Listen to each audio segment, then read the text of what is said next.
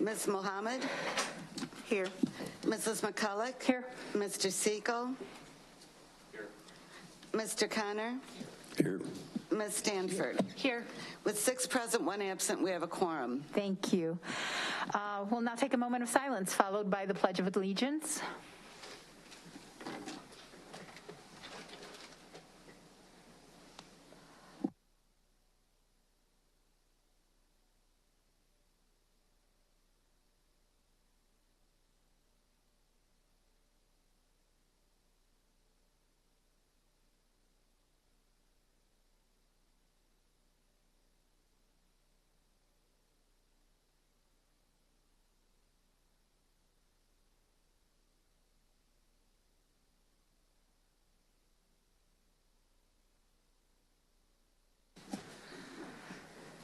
Before we go any further, thank you, Connor Childers. He's working behind the scenes to produce the board's broadcast on Channel 20. I do want to remind everyone to hold your questions until after the presentations. I'd also just like to give you a heads up that this seating arrangement is for committee of the whole, so that our committee chairs can sit next to their administrative support, and so then we're back to regular board seating arrangement for the 2nd and 4th meetings of the month. We have some meeting minutes from 3/1/22, our last committee of the whole. Are there any changes, corrections, or additions to the meeting minutes?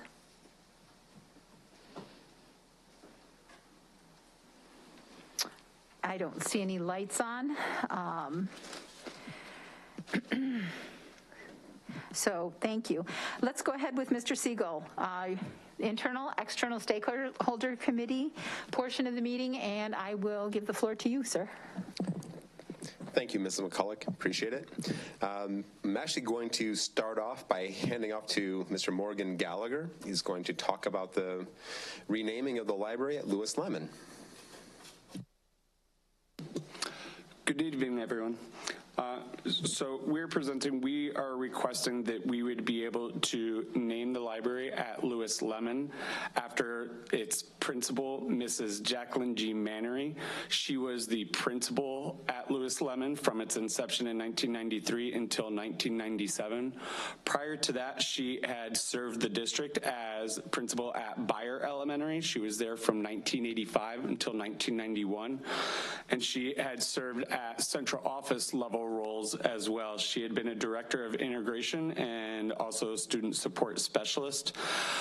Beyond serving Rockford Public Schools, she was affiliated with Rock River Training, Community Academy, and Reading is Fundamental, and she also served on many boards. This is a petition that originated with her family, her daughter, and you would see in the attachment all the signatures on that petition.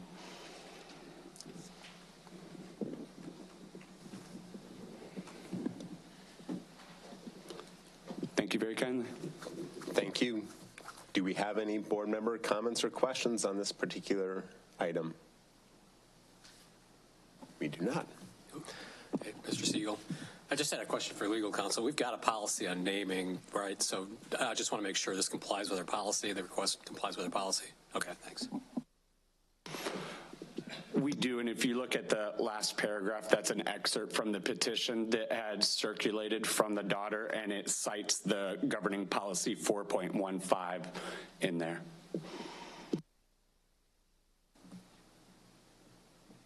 All right, thank you very much. We will move on with our committee with a review of the school quality survey results presented by Dr. Jennifer Koysen from K-12 Insight. Hello, good evening. I'm going to share my screen for you so I can walk you through the presentation. Can you all hear me okay?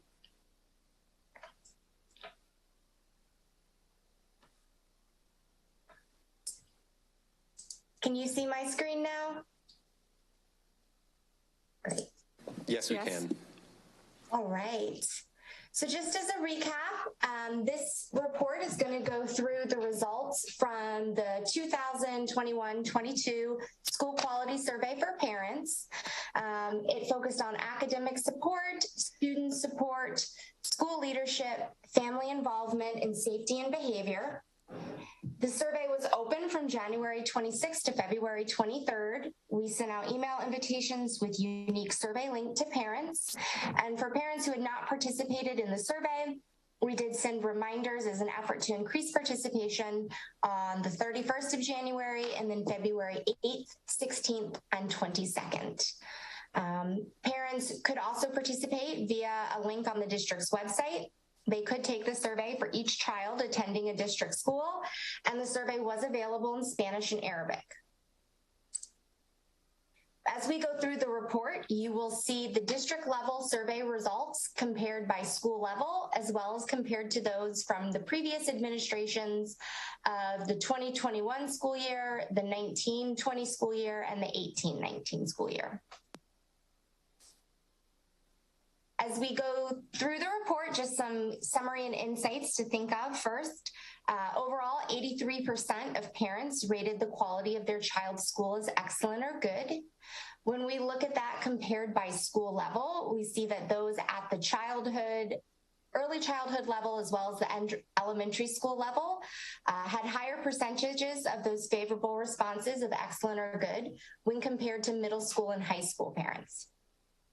Under the dimension of academic support, 78% of parents strongly agreed that teachers give timely feedback on their homework, and 79% said that they give helpful feedback on their homework.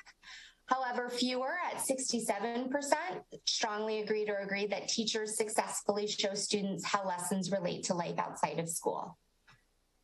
When we look under student support, we saw that 75% of parents gave favorable responses that students receive support that addresses their individual needs. And additionally, 76% said that their child's school values input provided by families. However, 64%, so slightly fewer, said that their child's school then uses input from families to improve instruction. Also here, it's interesting to note that those who had children at the early childhood level or elementary school level had higher percentages of favorable responses when compared to parents who had children at the middle or high school level. And that was for the item related to students receiving support that addresses their individual needs.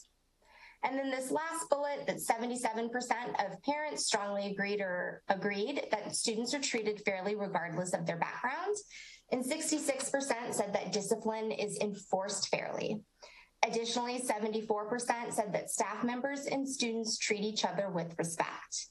These items were all under the dimension of safety and behavior, and it is important to note that items within that dimension saw a high percentage of don't know responses. That was the dimension that had the highest percentage of those. And so this is one that is good to kind of break down at the school site level and explore if there's any opportunities to be more transparent or better communicate surrounding any student behavior policies and procedures. When we look at participation, we'll see that there were just over 7,200 responses this year. So participation continues to increase, though we cannot give an exact percentage of responses because there was that public access link. If you look at the total number of responses compared to the number of email invitations that were delivered, you're roughly looking at about a 42% participation rate, which is really outstanding. And then also here you can see the breakdown and the number of responses as well as the percentage of that makes up the total number of responses for comparisons by language. And these match up pretty much well within 1 percentage point to last year's distribution by language. When we look at dimension over time, these are the 5 dimensions that guide our school quality survey. And you can see here our cluster bar graph. This percentage indicates the total number of strongly agree or agree responses within each dimension. And we compare them throughout the last 4 survey administrations here. And so you can see all relatively stay you know, within 1 to 3 percentage points of each other, which is great to see. Here's the overall quality question of how would you rate the overall quality of your child's school? And so you can see here again, all kind of within 1 to 3 percentage points of each other. So it's great to see that that's remaining stable. And this is where, when we break it down by school level, you can see the more favorable responses here at the younger grade levels compared to the middle or high school levels. And this is pretty standard for what we see. We often see higher percentages of favorable responses for early childhood or elementary schools compared to middle and high schools. Next, we look at the dimensions. So again, our cluster bar graphs representing the 4 different school years, and this number indicating the number of strongly, or the percentage of strongly agree or agree responses. And so again, you can see all kind of staying within these 1 to 3 percentage points. And so again, remaining stable, which has been really great to see. This year, when we've looked at some other districts, we've seen, you know, more decreases across the board. So it's great to see the stability here. And then kind of rounding out, these are the last 4 items within academic support. And this is where you'll see, you know, some of these lower percentages of favorable responses here. You know, but if you look at the full distribution, you'll see that there's also a higher percentage of don't know responses related to this item, which does impact the favorable responses. But this item consistently comes across as a lower percentage of favorable responses for most, if not all, of the school districts that we work with. Next, we see academic support by school level. And so you'll continue to see this trend throughout the survey results, where there's favorable responses are higher for those younger grade levels compared to the upper grade levels, which again is consistent with what we see. And then this is the second slide, again, for academic support by school level. And then we do see an inverse effect here. So higher percentages of favorable responses at the older school levels. And that's, you know, mostly just kind of by design. When you get to middle and high school, typically you have more opportunity for electives. Next, we've got student support. If you see the 0% here, that just means those questions weren't asked during that survey administration. It's nice to see here this increase of parents feeling that the screen time is more appropriate for their child, as well as feeling that the instructional time is appropriate. And again, we would expect to see this increase when looking at instruction and educational experiences this year compared to last year. So it's great to see that you're kind of with that trend and that good big increase here looking at appropriate levels of instructional time. And also a nice increase here compared to last year for the item related to students being able to have someone that they can go to for help with a personal problem.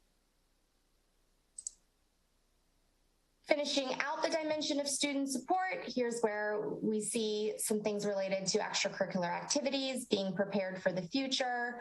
And then here's this item related to receiving support addressing individual needs. And again, these are all remaining pretty consistent. We see a nice increase here for a variety of extracurricular activities. And again, we would kind of expect that increase since now more activities are being opened up compared to last year. When we look at school levels, we'll see some of these are all kind of clustered closer together related to having someone there for a school, personal, or technology problem. And again, here, especially at the younger levels, seeing that favorable responses increasing related to instructional time. And then rounding out the dimension of student support, you know, again, pretty consistent when we're looking at extracurricular activities or academic courses, more favorable responses at the older grade levels, but the rest of the items remaining consistent. And it's good to see, though, consistency here throughout favorable responses for those middle and high schools compared to early childhood and elementary. Next, we look at school leadership. So overall, looking at overall responses compared across the different years, all remaining consistent for favorable responses for feelings related to school administrators.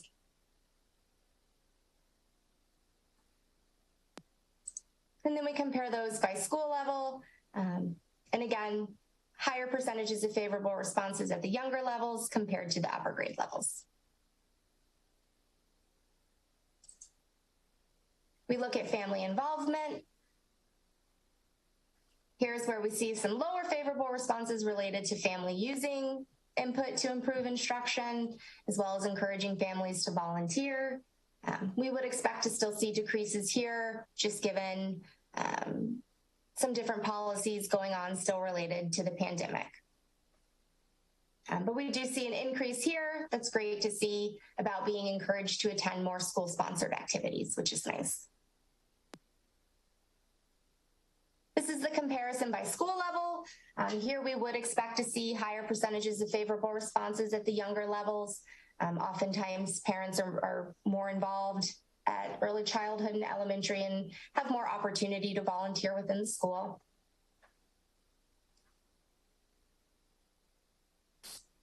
And then finally, we have the safety and behavior. So here we did see a little decrease for students in the school feel physically safe. This is because we changed this item. So previously this item used to read as "this school is safe," and we did change it this year to specifically say physically safe. And so this would be an important one to look at the school site level, just to kind of see some breakdowns there, both not only at the school level, but the specific campus level. And here we have some more questions on safety and behavior. These items related to treating each other with respect, as well as bullying, being treated fairly regardless of background. And so again, these were items where we did see higher percentages of don't know responses. When we look at by school level, again, consistent, more favorable responses at the younger grade levels compared to upper grade levels. And the same when we look at finishing out these last four items.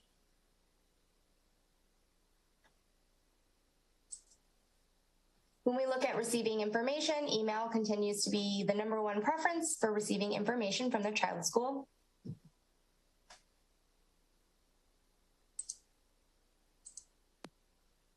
When we look at the top 5 highest ranking items, you'll see 2 coming from family involvement and academic support, and then 1 coming from student support. So they're being able to have someone to go to for a school problem, staff members and families treating each other with respect, and then some pieces related to not only having high learning standards for all students, but making sure those standards and expectations are clearly explained. And then when we look at the 5 lowest, we see the item related to volunteering. We do see a higher percentage related to teachers giving timely feedback. And again, this one about feeling physically safe. And then this item related to receiving support addressing individual needs, as well as fairly enforced discipline.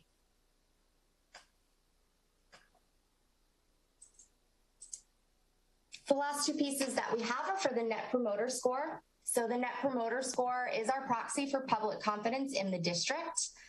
It's calculated by subtracting the percentage of detractors, which is any rating of a 0 of 6. So subtracting that number from the percentage of promoters, which is a score of 9 to 10. You'll be given a score anywhere from -100 to a +100.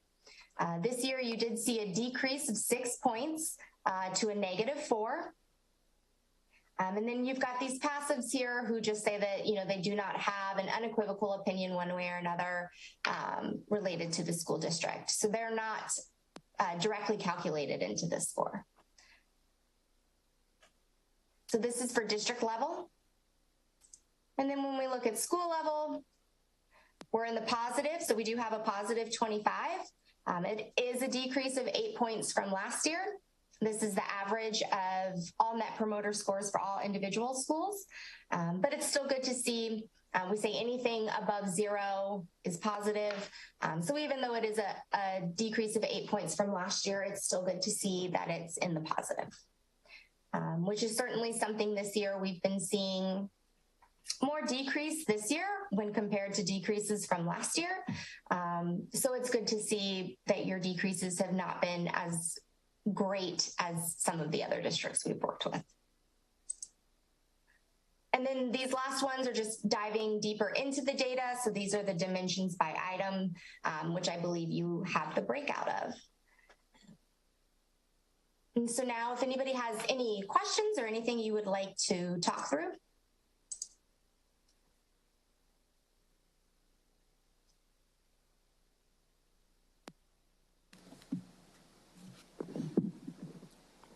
No particular questions to this point? I guess if I could have a couple minutes. To this point, can you tell me how do responses under the safety and behavior compare to other districts? Sure. Let me go back to that slide. Yeah, that was pretty early on. So when we look at these compared by school level, they're all pretty much within the same range of what we see with other districts.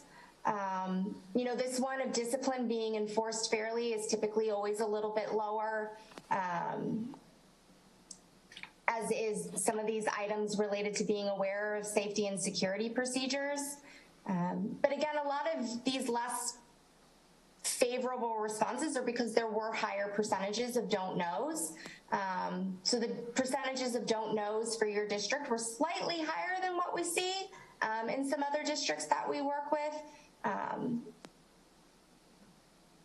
But these are all, while they seem lower compared to some of the other dimensions, are all within average of what we see. The only one that is a little bit off is this one related to students in the school feel physically safe. But we don't have comparison for this just because typically the question is the school is safe, and we changed it up this year. Thank you, and that actually segues into my next question. Was there enough of a difference in the response to the different question to possibly justify having both questions as part of the survey? Or is that something I just need to bring up with our administration? I guess from a statistical standpoint, I'm just curious about that.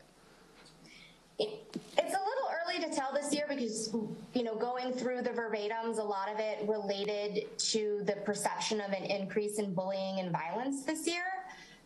So it could be tied to that.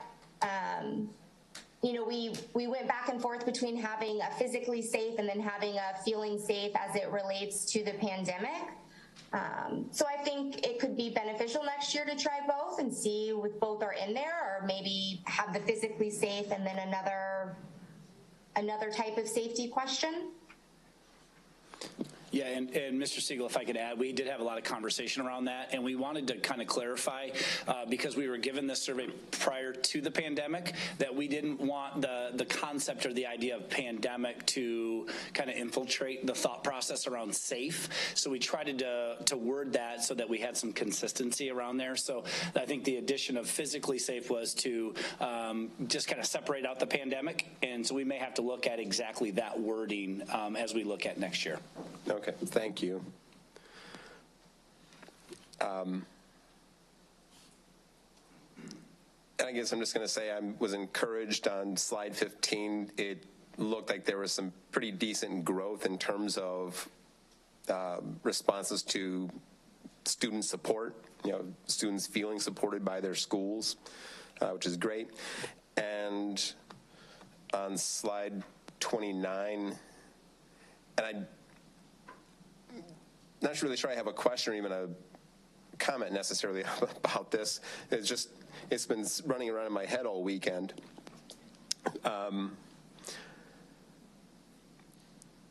that 83% said that the school's learning standards and expectations are clearly explained to students. That seems like a really confident statement, and for some reason it's just kind of stuck in my head all weekend. I hope this is something that is legitimately felt, because I think that does show that information is cascading down to the students and somehow making it to parents. If that great of a percentage of that many respondents was that positive, I think that says something good about communication. But I'll let you. I think that's a great point, and I will say, and I wanted to backtrack and mention this. Typically, when we have these, we see higher percentages around the school having high learning standards and setting high standards, but this item related clearly explaining them typically has a lower percentage. And so one, just to see the increase of what you had compared to some previous years, and looking at the different grade levels, but to see that here we're at 83%, that should certainly be applauded, because these percentages are typically lower for other districts. All right. Thank you very much for this presentation. Were there any other questions board members had for this item?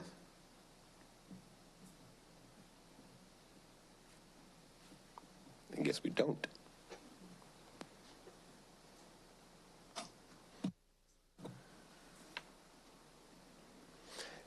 Well, thank you, Jennifer, very much. I appreciate your time.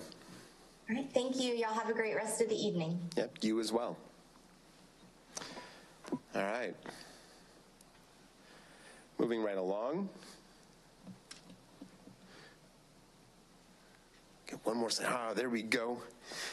Now we get into fun and exciting stuff. All right, we want to offer congratulations to Matt Green. He's a Golden Apple Award recipient and Roosevelt English teacher. The Golden Apple Award recognizes teachers for excellence in teaching and demonstrating their passions in supporting students. Mr. Green fully embodies these characteristics, helping his students to develop their voice in writing and encouraging them to connect with themselves, each other in the classroom, other students in the building, and the community at large. Matt has been teaching for 18 years. The last 12, he's been at Roosevelt. Congratulations, Matt, and thank you very much for your dedication to our students.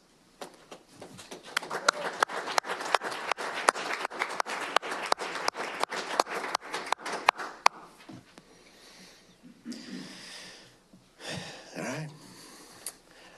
On Saturday, March 12th, the Superintendent Student Advisory Council hosted an all-district dodgeball tournament at Jefferson High School. While the tournament has been held for several years, this year's tournament boasted the largest number of participants. We had 65 students on 11 teams in 4 high schools. And for the first time ever, it's spectators. Dozens of family members and friends came out to cheer for their favorite team. We're looking forward to next year when the board fields a team. And with all that people have thrown at us for the last couple of years, we got to just kill this.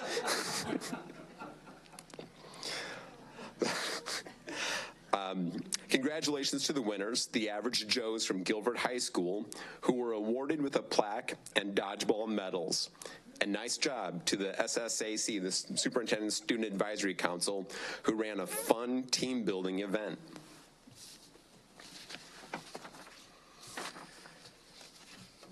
And before we review this week's top items, I want to say congratulations to the 205 Vibe, which has officially reached 500 blog posts. That's pretty awesome, yeah. That's 500 stories about Rockford Public Schools, all written by our staff, students, and families. Thank you all to have contributed their voice to make the 205 Vibe such a success. This week's top item on the 205 Vibe was Rockford School Board launches an AC and air quality improvement plan. Last week's top item was RPS 205 teachers agree to a 4-year contract. Our featured blog post is 2022 Fine Arts Week, City came alive to support students. You can read about the All-City Fine Arts Week dedicated to celebrating the arts and offering new experiences for RPS 205 middle and high school students in band, orchestra, choir, theater, and art. Moving on to legislative news. On Wednesday, March 16th, RPS 205 hosted the Illinois State Board of Education. ISB members toured 2 of our schools, heard presentations from our cabinet members, and were treated to a performance by the Guilford High School Jazz Band. Members of the Superintendent Student Advisory Council were also on hand to greet the attendees. Thank you to the board members who attended and were able to participate. And next, I will turn the floor over to Dr. Jarrett, who will give us an update about the innovative ways we are addressing staff shortages. One of our current legislative focus areas is working with our local legislators to create a pilot program in RPS tied to our NIU LEAP program. Currently, the state of Illinois does require people to have up to 90 graduate hours, or not graduate hours, undergraduate hours to serve as a substitute teacher. We are working closely and I think very effectively with our local legislators to ensure that our bachelor's degree hours requirement is lowered or removed. And so that continues to be a focus for us. This will allow us to increase the success rate of teacher candidates who are in the NIU LEAP program. Remember, that is the program that is made up of current RPS employees, and it's been a really powerful strategy to increase the quality and diversity of our workforce in the teaching ranks. And we also will produce in a really high needs shortage area, special education. So the idea is to get these individuals serving as substitute teachers as quickly as possible to improve the quality of their experience. We're working to review credentials currently with the first cohort that is going through now, with the idea that possibly as early as next year we can have a the legislature would agree to a pilot in Rockford to waive those requirements. Thank you. Excuse me, Dr. Jarrett, can you repeat that number of hours required? Right. Currently, they have lowered the number of hours from a full bachelor's degree down to 90, and our hope is to reduce that to anything from 0 to probably something closer to 30 to move forward.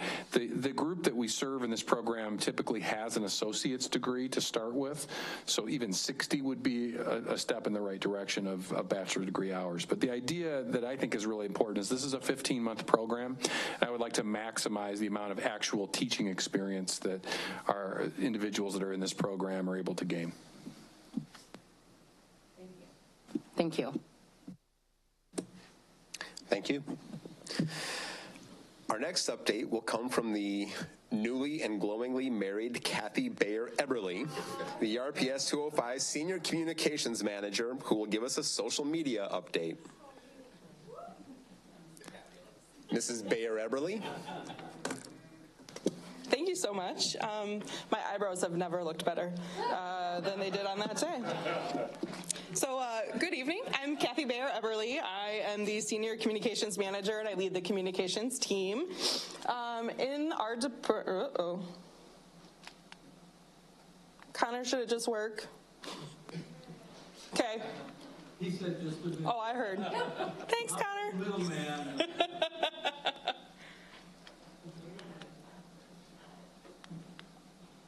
Do I have to do something else? Oh, there we go. Perfect. Thank you. Thank you. I don't know.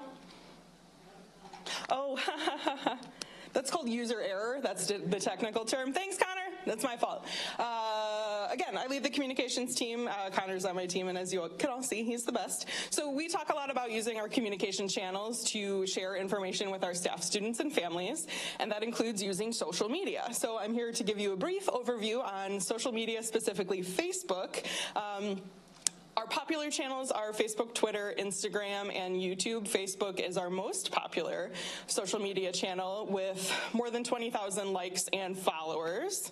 Our audience, as you can see, over the years has significantly grown. Every year when I think, wow, we've hit 10,000, we've hit 12,000, we're gonna plateau, this is it. I thought when we hit 20, that was it. No, we keep on growing. And you can see who our audience actually is. It's 75% women. I kind of call it the mom demographic. If you want to reach parents, specifically moms in our district who like our page, Facebook is where it's at. And here is a quick look at how RPS 205 Facebook compares to other school districts on Facebook across the state and also locally.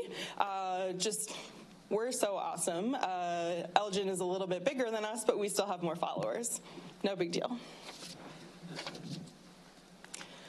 So I wanted to show just a quick look at what some of our top posts are. These are posts that have organic reach.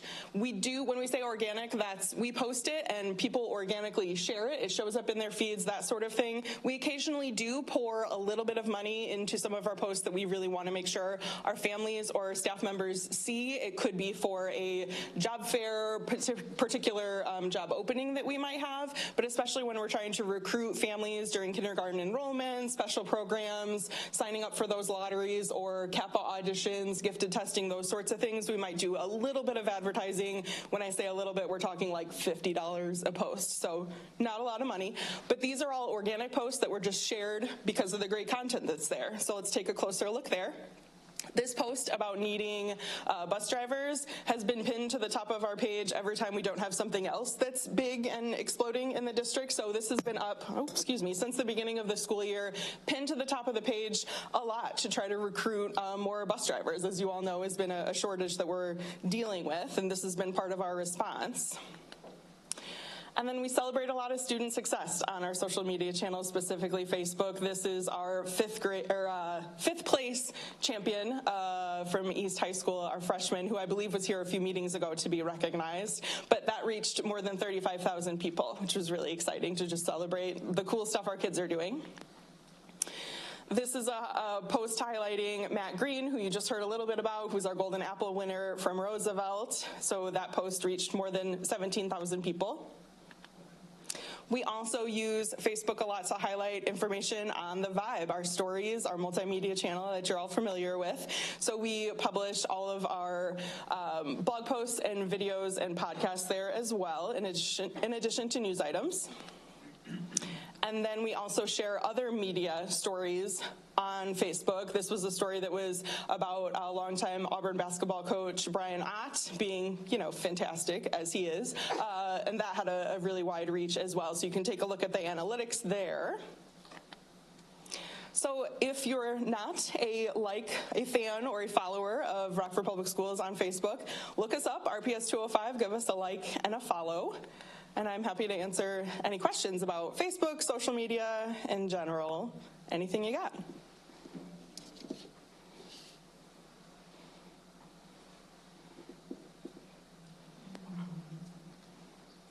All right.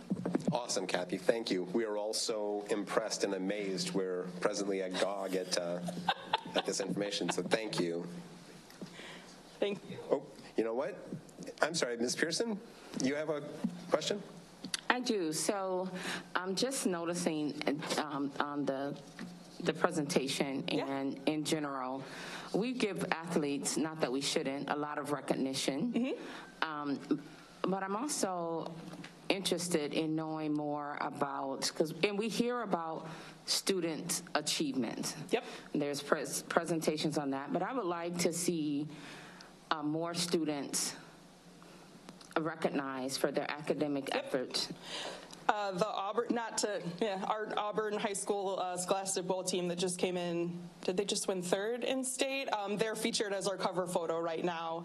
And one of the things I was able to post today was from Auburn. If you log on our page right now, she was just given she's named a semifinalist for a playwriting competition. So that's really exciting. These were just some of the more popular ones that I had pulled since the beginning of the school year that I was highlighting. But yes, absolutely. admittedly, as a tennis player and not a lot of other smarty-farty skills or athletic skills, I'm excited to showcase all of our students who are really great in all sorts of ways that don't include, just sports. Thank you. So in previous presentations, we're often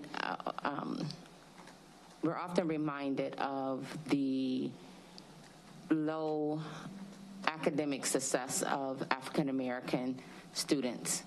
So to just hone in on that a little bit and do some investigation of those that are excelling and achieving and honors, it would really be nice for them to be showcased. Sure. Thank you. Sure, thank you.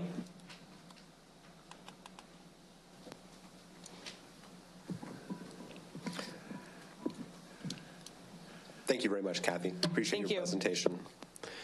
And now, Mr. Earl Dotson Jr. will share some statistics about our communication platform, Let's Talk. Thank you, Mr. Siegel. And I just want to give a brief snapshot in time about our Let's Talk communication customer service tool. So if you go to that next slide there, please, sir. This is just, you can see a snapshot in time. You can see the dates there.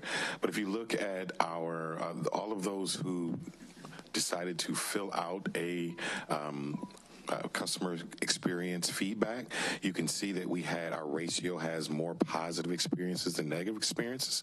You can see the number of dialogues during this snapshot in time. I'm always really impressed with how just our district does overall with regards to our response time, and then you can also see our average customer experience score there. The chart below just shows kind of the volume of dialogues for each period. One of the things that just jump off the page there, you can see in the red bars, which speaks to the time during our pandemic, we were quarantined. Let's Talk, this tool was obviously very popular, effective way to communicate with our schools and our staff. Next. If you see here our key performance indicators by month, there's the volume. And again, just a shout out to all of those who respond to our core customers in that quick turnaround time. And then you can also, again, see kind of our average customer experience score. And then we like to benchmark things. If you see below the national average benchmark for all districts that use Let's Talk, again, you can see where the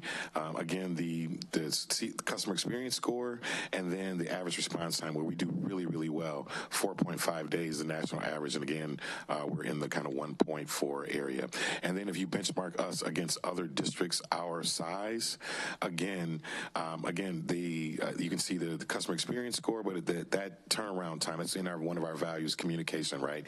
Being accessible and responsive. So I just wanted to share that. Shout out to our schools, because this captures everyone who, from a customer service standpoint, the people in this building who all make sure that we really turn around those dialogues and get back to our core customers. And that is all I have. Thank you. Happy to answer any questions about Let's Talk. All right. Thank you.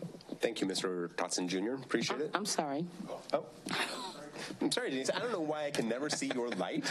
I was delayed this time. It's not your fault. Yes, ma'am. I just have a really quick question. Some people are hesitant on using Let's Talk, afraid of being identified and possible retaliations. What encouraging words could you say to those individuals to encourage them to use Let's Talk? Sure, that's a great question. So one of the key features on Let's Talk is that you can respond anonymously.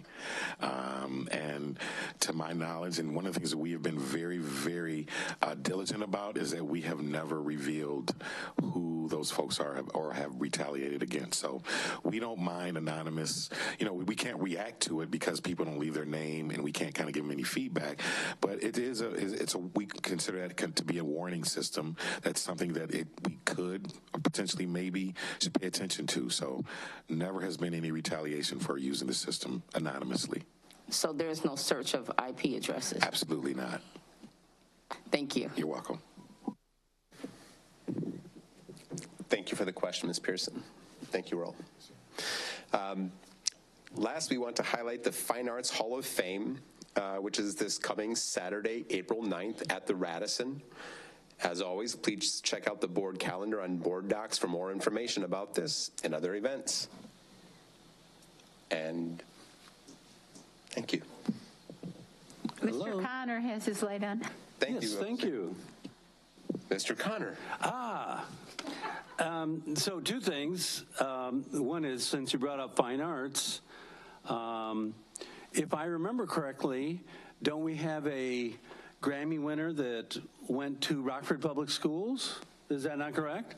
So I think that, number one, for her accomplishment, we should shout out, but as a somebody who attended and graduated from Rockford Public Schools, Emily Bear, congratulations, and we're very proud of you. But and I listened to the musical, and it's really good. If you haven't heard it, it's really very good. So congratulations, yay.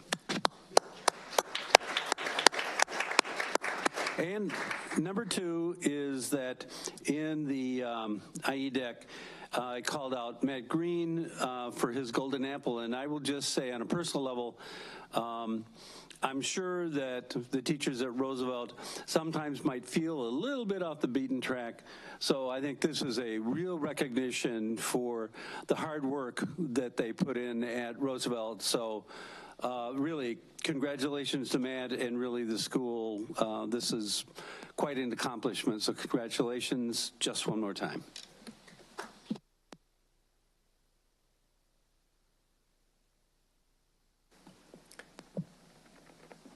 Thorough check of lights. I see no more green. Going once. All right, thank you very much. Thank you, Mr. Siegel, and also Mr. Dotson. Appreciate that. And Ms. Bayer-Everly. The next item on our agenda will be the Performance and Monitoring Committee portion of the meeting, and I will cede the floor to Mr. Connor to lead that. Thank you. Okay, tonight we have 9 board policy revisions coming forward from our legal department and a presentation from Ms. Jennifer Lawrence, Executive Director of Schools, to review the latest revision to the Code of Conduct. First, would I assume that people want a summary or just recognize that we have all the policies? I mean, do you want to walk through that? I'll be open to what people feel like they want to do on that one. People want to walk through it one by one? Yes? Yes, please. Okay. So the first we have board policy 2.20, Board of Education, powers and duties of the Board of Ed. Are there any questions or comments on that one?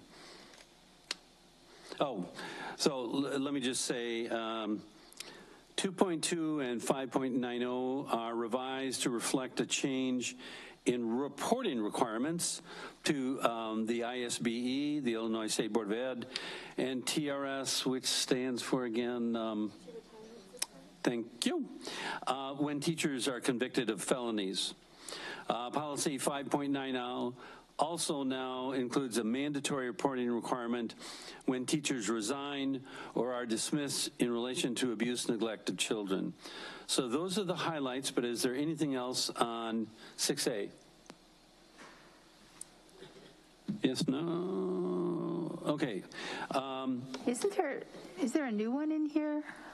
Or they're all just updates? I'm just, I thought there was a new one. hang on. Yeah, 4.165. So was that a quiz just to make me read everything on my script ahead of time, or? Not at all. Ah, okay. So do you want to not take them in order, or? I thought you were done going over the summary, so I apologize. No, sir. that's all right. Got it. No, I asked, and people seem to want to go through it, so I'm doing my duty by reading the script.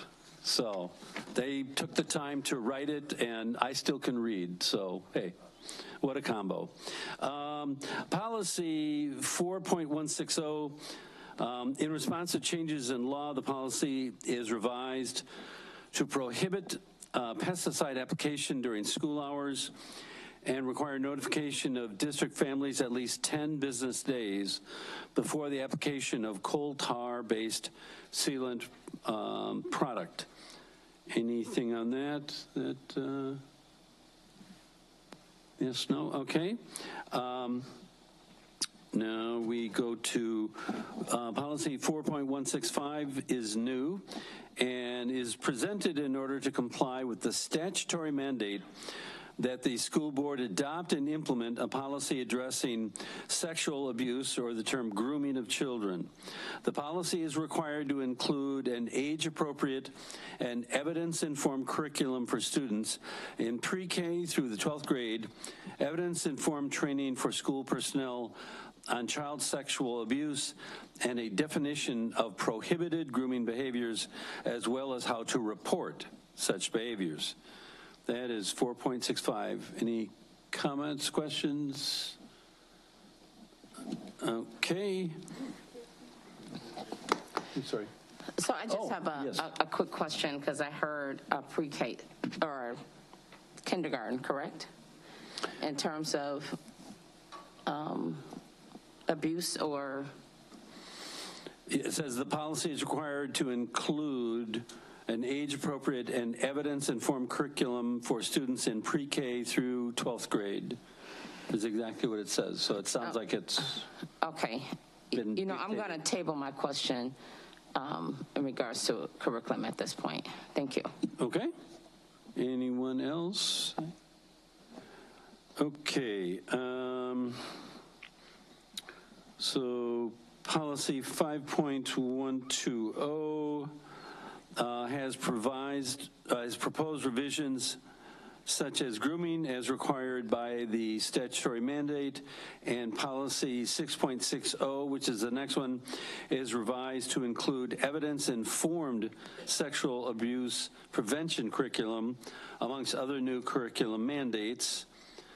Then policy 6.120 is revised to reflect new state mandate that students with disabilities who turn 22 can now continue to receive services through the end of the school year, as opposed to ending on the day prior to their 22nd birthday.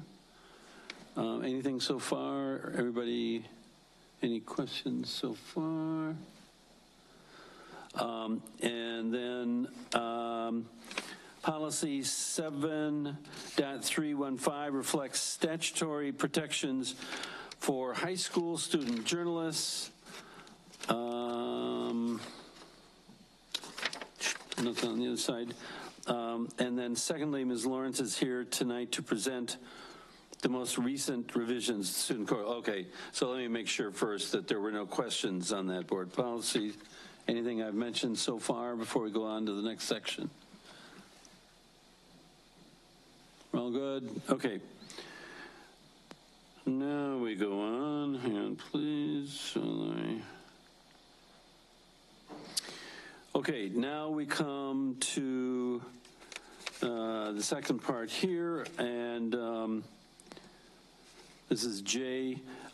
Ms. Lawrence is here tonight to present the most recent revisions to the Student Code of Conduct. As defined within Illinois School Code, the Board of Education must establish and maintain a discipline policy to address the temporary classroom exclusion of disruptive students by the teacher, noting the following. The children of this state constitute its most important resource, and in order to enable those children to reach their full potential, the state must provide them the quality public education that the Constitution of the state of Illinois mandates. The state cannot provide its children with the education they deserve and require unless the environment of the public schools is conducive to learning. That environment cannot be achieved unless an atmosphere of safety prevails, assuring that the person of each student, teacher, and staff member is respected, and that none of those people are subjected to violence, threats, harassment, intimidation, or otherwise confrontational or inappropriate behaviors that disrupt the educational atmosphere.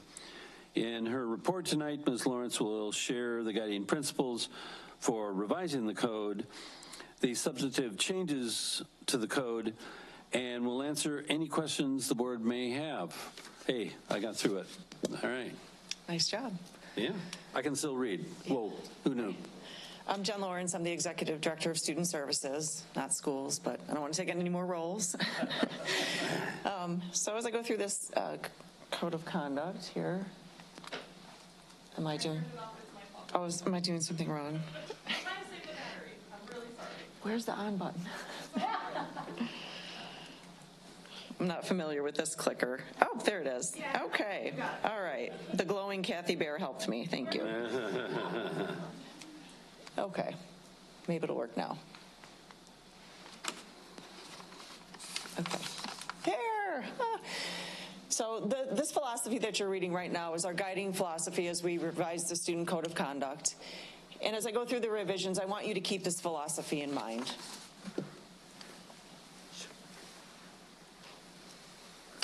The process for revision was different this year. Why? One, we've been operating under a similar code of conduct for the last 12 years, for about 12 years. This is as far back as I could go to see that the code of conduct looks similar.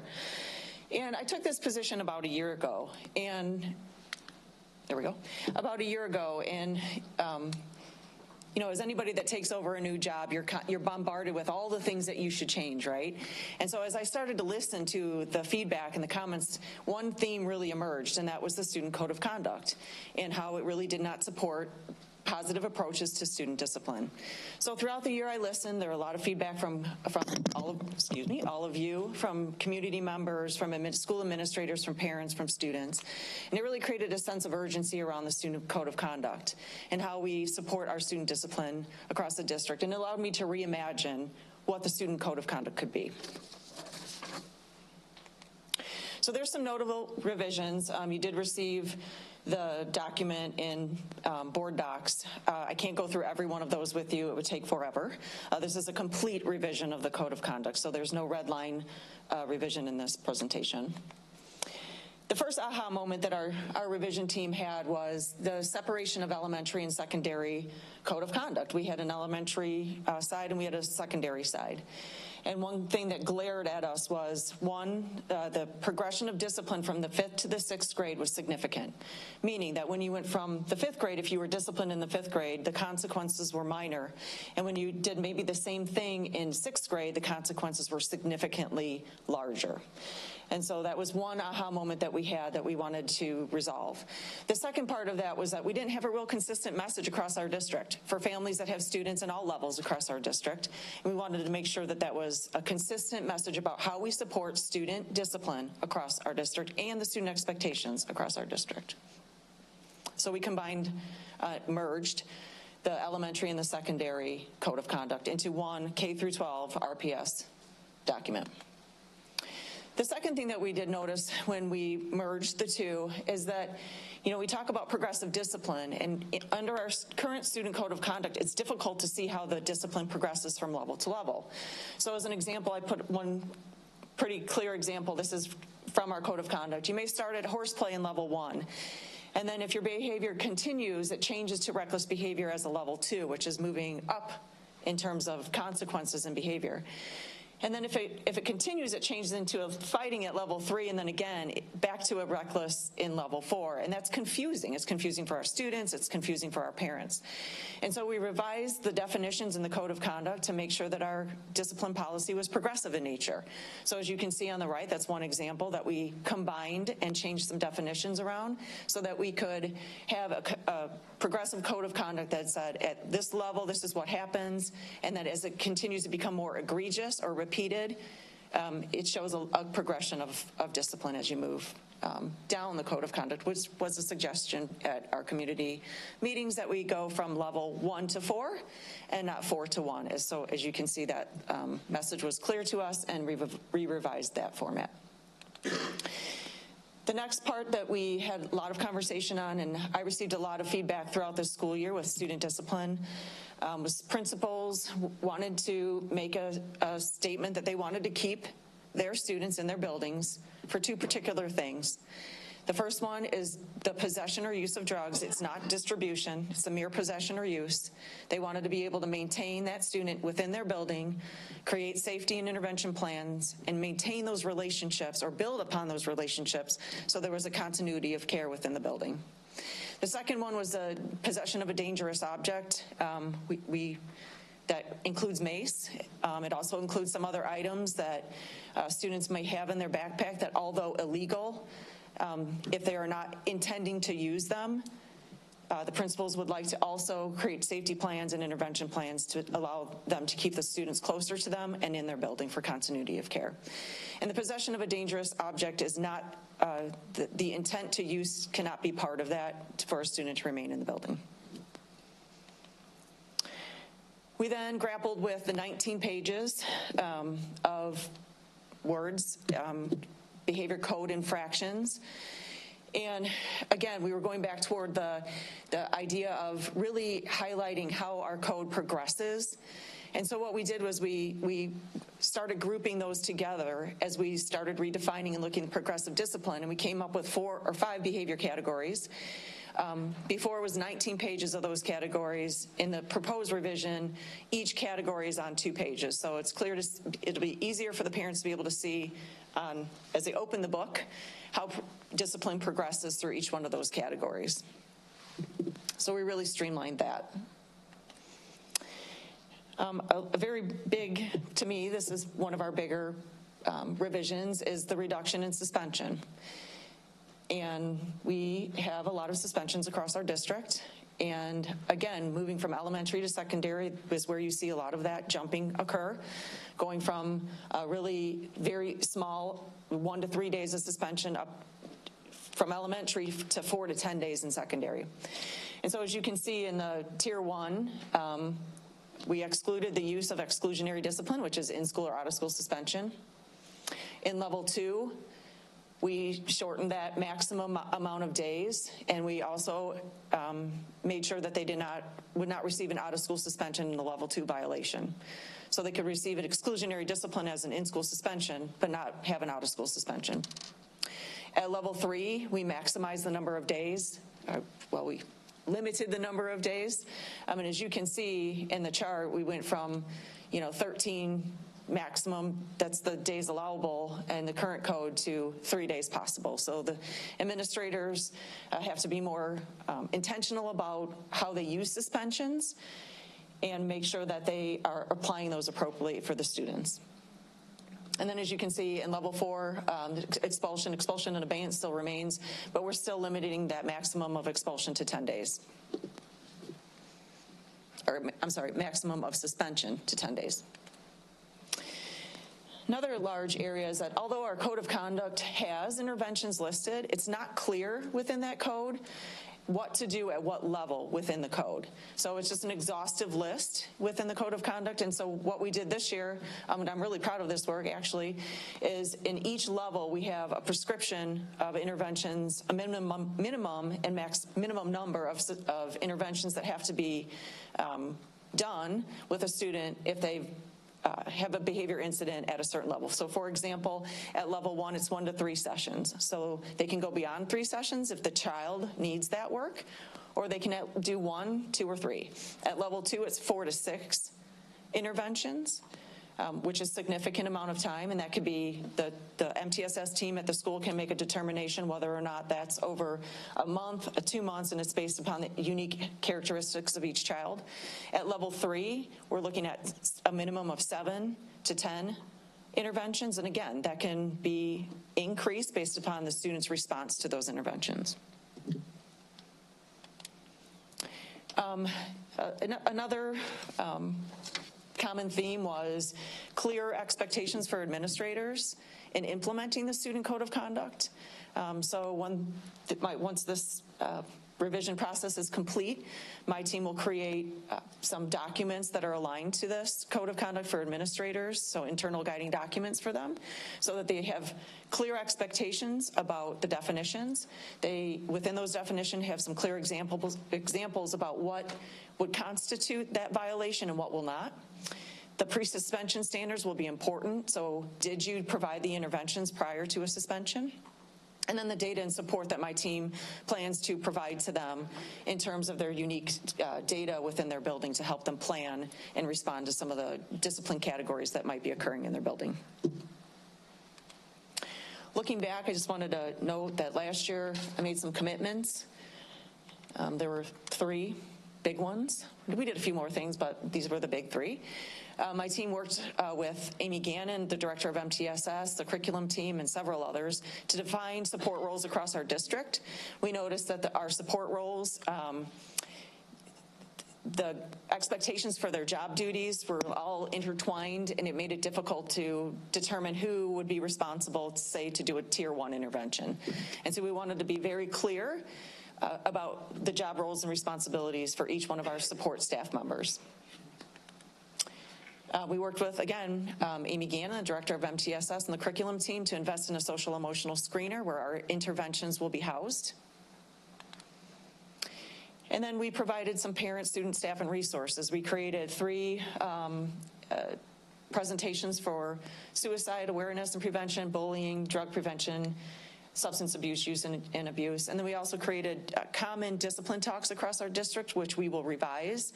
And this year we plan to do a K through 2, a 3 through 5, a middle, and a high school so that they're age appropriate in their nature as we discuss the new expectations for student behavior across the district.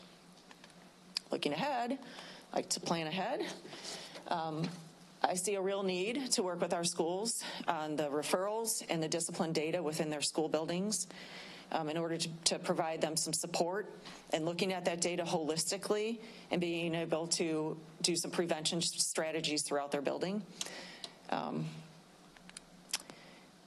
go back to that.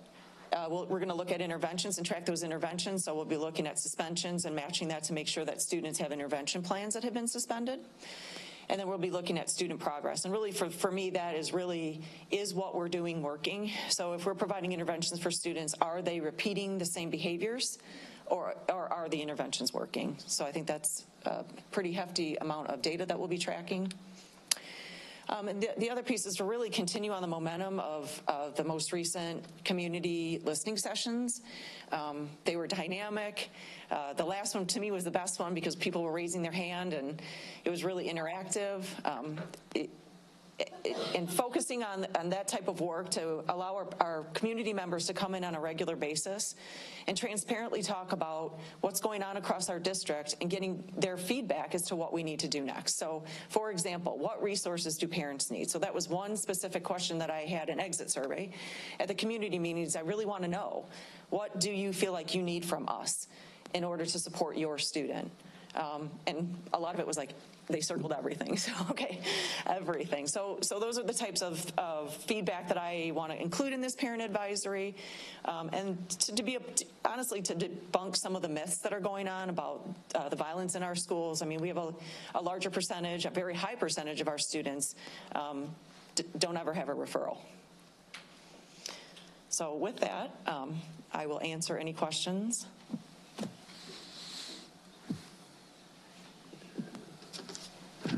Ms. Muhammad. Hi, Ms. Lawrence. On slide 10, can you clarify for me, please? Were you saying that the new proposal is that there's not going to be ISS or OSS unless it's a level 3 with the conduct? So in level 2, there will be in-school suspension, and it's capped at 3 days. Okay. Correct? And then at level 3, they can do a combination of in-school and out-of-school, but it cannot be more than 3 days. And then at level 4, it's a maximum of 10. Okay. Thank you for the clarification. Mr. Siegel. On slide 11, you talked about the intervention progression. Can you just roughly explain what some of these interventions are, let's say at school-wide, then large group? Mm-hmm. Sure. So, for example, if you have a group of students, let's just use tardies, okay? So you have a group of students that are tardy. Under the current code of conduct, if they fail to attend, so if they got a detention for their tardies and they failed to attend, they would end up getting a suspension for that, okay? So if you have a group of students who are tardy, are not serving their detention, and the progression of discipline under our current code would go up, that group of students could be put together to work on things like time management, working on their pathway through the school building, how are they going to get to class on time, set some goals for themselves and things like that. When you look at large group, that could be a large group. A smaller group could be a more intensive group.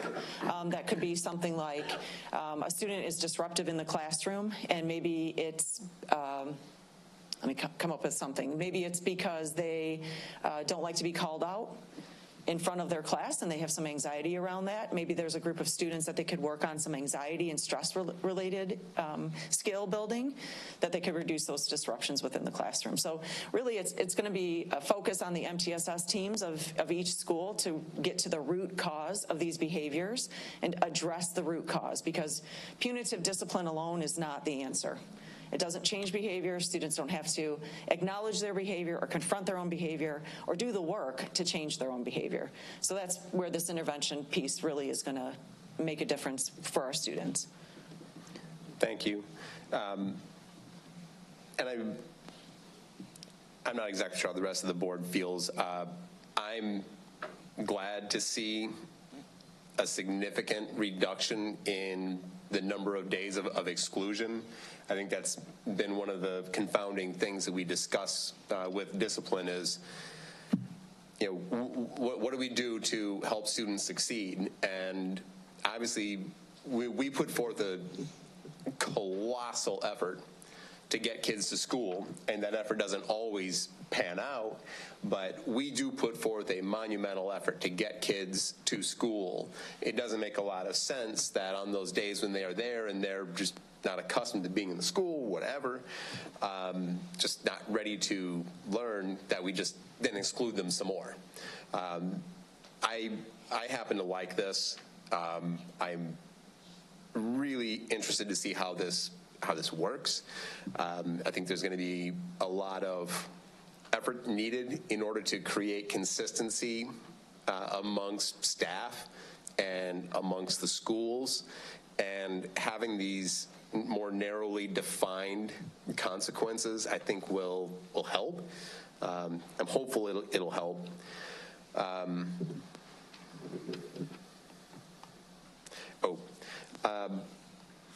And as I was going through this, I couldn't help wondering how this is going to dovetail with, let's say, our mental health options for students, with the Handle with Care program. Can you talk about how some of those other programs work with the Student Code of Conduct? So Handle with Care wouldn't be part of the Student Code of Conduct, to be more on the intervention and MTSS side, but I can use that as an example. So if a student, let's pretend they do get in trouble. So if a student has a Handle with Care notification, and let's say a couple of days down the road has a temper tantrum, and the purpose of that notification is to alert the staff that there's something going on with this student that may have caused that temper tantrum. And so instead of automatically looking at discipline, going back to try to get back to the root cause of the situation to determine if it's a safety issue and we have to suspend the student, that's one thing. But if it's a true need for an intervention and a caring adult and a removal from a classroom to a quiet space, then that's what should happen. And so at the end of the day, that's where this intervention progression comes, is that, punitive discipline or removing students from school just creates a bigger barrier for students between the students and the school. And so the one thing that we've been not consistent on as a district is interventions. And this really is going to force the schools to do interventions across the district. Thank you. Anyone else? I assume Ms. Pearson? Thank you. So this has been a long time coming, and I really believe that we are headed in a good direction. The only concern I have, not that this won't work or that this shouldn't be in place, how will the school administrators and the staff be prepared to take on this change? Because what we do know is, one, change is inevitable. However, it is very difficult to adapt. So I'm interested in hearing what are some of the things put in place to help with this transition of a much needed change. Thank you. The biggest part of the change is going to be the implementation of interventions and the tracking and documenting of those interventions. And so that's where we're going to focus our work. I'm working with the chief of schools, Morgan, and his team, as well as the curriculum team, Amy Gannon, the director of MTSS, to create that training system for staff members. And really, I can't create anything until I know what I'm creating it for. And so that will come secondary to the approval of a new code of conduct. But the guiding documents as well, I think the implementation of the discipline, there will be little training needed for our current school administrators. They're used to this. This would actually lighten up some of their work. So I think the biggest part that we're going to have to focus on is the intervention side. So how do you, because in this proposed code, it is documented interventions. And so right now, our school social workers, about probably 2 months ago, were told move away from this system and start implementing interventions into Panorama. And I look through those as student discipline comes, and I'm starting to see intervention plans. And so that work is starting to take shape, and the rubber's hitting the road, so to speak. But that's the expectation. And so I hear what you're saying. It has to be robust training. And it can't just be my department. It's going to have to be a unified front between the schools team, the MTSS, and curriculum. Absolutely. Thank you. Mr. Rollins. In a year, how many students do you think are subject to exclusionary discipline in the district? We have about 500 or so students that go to the board for a recommendation for expulsion or expulsion. I'm talking about including suspensions. I don't know. I can get you that information, though. I think the last time I looked at it was about 1,500. So we've got 28,000 students in our district. And one of the things that concerns me sometimes when we have these discussions is that we only talk about one set of students. And we talk about the set of students who are causing the disruptions in the classroom and how we're not doing enough for them. My overall concern is that because that's all we talk about, and that's all that people seem to express concern about, that we're not also keeping in mind that there's about 26,500 kids who are there to learn. And so I see under this system for level 1, there'll be no OSS or ISS. So walk me through what a level 1 looks like and what you're going to do to ensure that the classrooms aren't being disrupted and that kids can learn and the teachers can teach. Sure, and I do want to say that a lot of our students that escalate to that level 4 or level 3 have many level 1s, many level 2s, and many level 3s. Prior to that, it's very rare that our students have one big mistake. So there's a pattern of behavior that our students exhibit with little to no interventions currently. So a level 1 violation could be a disruption to the classroom where you are not following the teacher's directions, and after the teacher attempts to work with you, you continue to disrupt the class. And that could be a removal, and that could be a removal to the behavior intervention specialist. It could be a removal to the social worker. It could be a removal to the administrator to, once again, bring that student back, talk to them about their behavior, and the ultimate attempt is to get them back to that room to where they can learn. And so currently, we lean on suspensions more than we lean on interventions. In my estimation and looking at other districts that have made these large leaps, we looked at many districts when we created this, very large districts, New York, San Diego, LA Unified, Chicago, and they are seeing changes in their discipline where they're not bringing students to the board for expulsion or expulsion in abeyance so quickly. So my hope is that as we start intervening with students, they understand what the expectations are for them in that tier 1 level, in the tier 2 level, and that we can correct their behavior so that we're not just sending them back to class for them to just continue to disrupt the classroom. So there will be interventions, And the interventions, if the kids are being disruptive, could take them out of the class. Correct. And so the next question I've got is the interventions, which are actually on that slide over there. Have you done any sort of a time study to see how much time these interventions will require and whether we have the staff to cover that? Yeah, I actually looked at a few schools that told me that they didn't have enough staff. And when I looked in one school in particular, I've increased the social workers over the last couple of years, and this particular school building had 2 additional days for their school social worker to work with general education students or any student. And I looked, and based on every incident in that school, I calculated 11 sessions, and that's including Tier 1, and that was using 1 social worker. And so looking at that holistically as a school was, 1, doable because you don't have to have 11 sessions in one day. And 2, you may only have 2 sessions that week, and you could space that out. It's kind of a scheduling game that they'll have to do. They'll have to figure out what they're going to do every week for intervention sessions and individual group, whatever. But it was absolutely doable. And that's a school that only had a social worker. So many of our schools have a behavior intervention specialist, a trauma therapist, parent liaisons, and the such. I think you're going to have to monitor that and make sure that we do. And if we don't, and if we're going to do this, then we may have to look at increasing our staffing.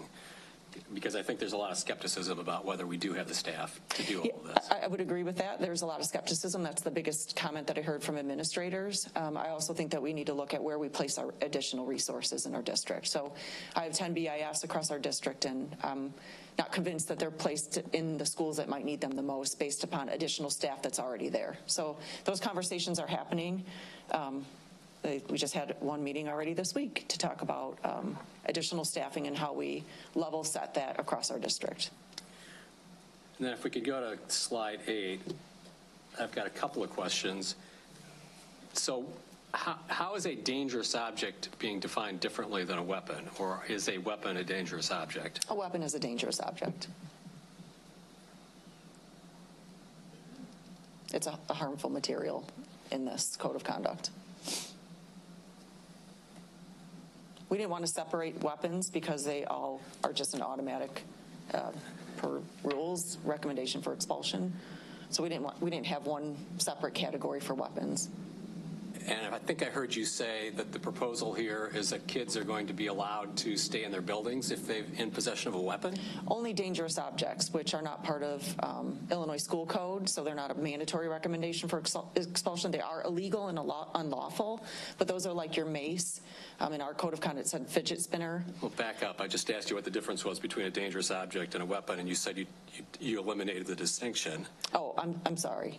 Oh, we pulled dangerous objects out of the weapons category. We moved that down to a level 3. So it's part of the weapons category. So there's a category of things that are going to be dangerous objects that are not weapons. There are things that are found on students that there is no intent or use of. So there's one category of that. I can read to you exactly what those are. Yeah, I think that would be a good idea. So it's defined, let me make sure I have it in the current one. I think we changed that. Stand by.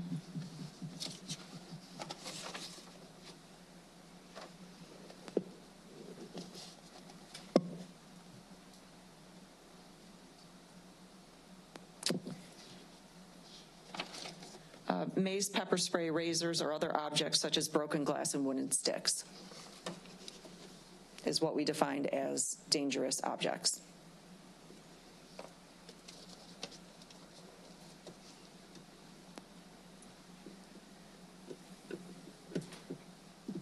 And the intention there, they would not even be put on an EIA or be put up for expulsion?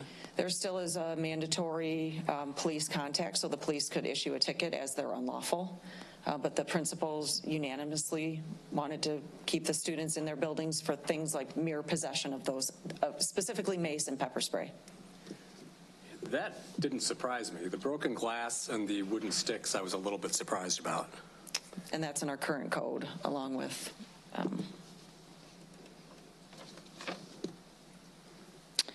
hammers, screwdrivers, saws, crowbars, or any other construction or household repair. We did not pull that down to level 3. But we did, it's also in here is mace, pepper spray, razors, fidget spinners, or other objects such as broken glass, wooden sticks, chairs, pens, pencils, compasses, rulers, scissors, etc.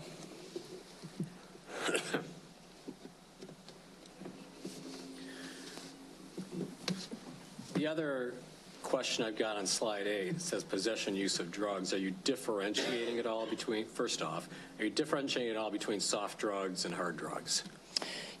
Yes, we included marijuana as a level 3, alcohol and marijuana, cannabis. But anything other than that, if it's an illegal drug, is still going to be a level 4? Yes, we had a long conversation about heroin. We did. And we consider that not in the level 3 category. Is that clear in the student code of conduct? I will make sure it's clear. And cocaine?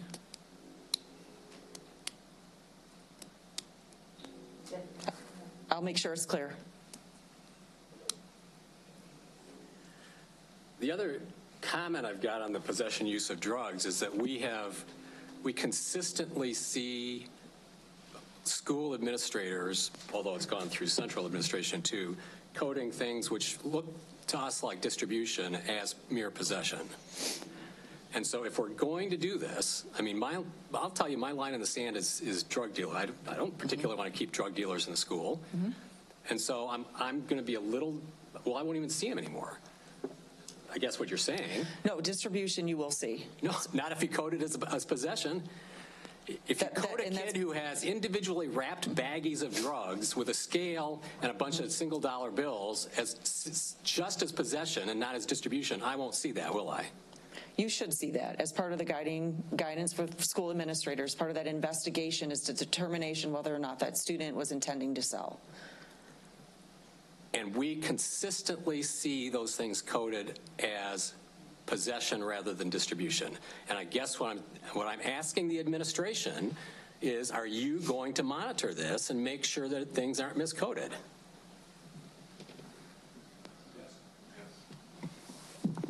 I mean, the answer to that is yes. And that's through our compliance department, that's through our packet revision process, et cetera. And it's in our administrative guidance, the additional documents for administrators on how to implement the code of conduct. So I think your comment is heard very clearly, and we'll ensure that we have practices in place to make sure it's coded properly. And, you know, part of my problem here is that I'll never know, will I? Because I won't see them. Because if it gets coded as possession, as mere possession, it never gets to the board, is what you're telling us. Well, I think the integrity of this code of conduct and my integrity, I can assure you that you will see what you need to see at the level of the board.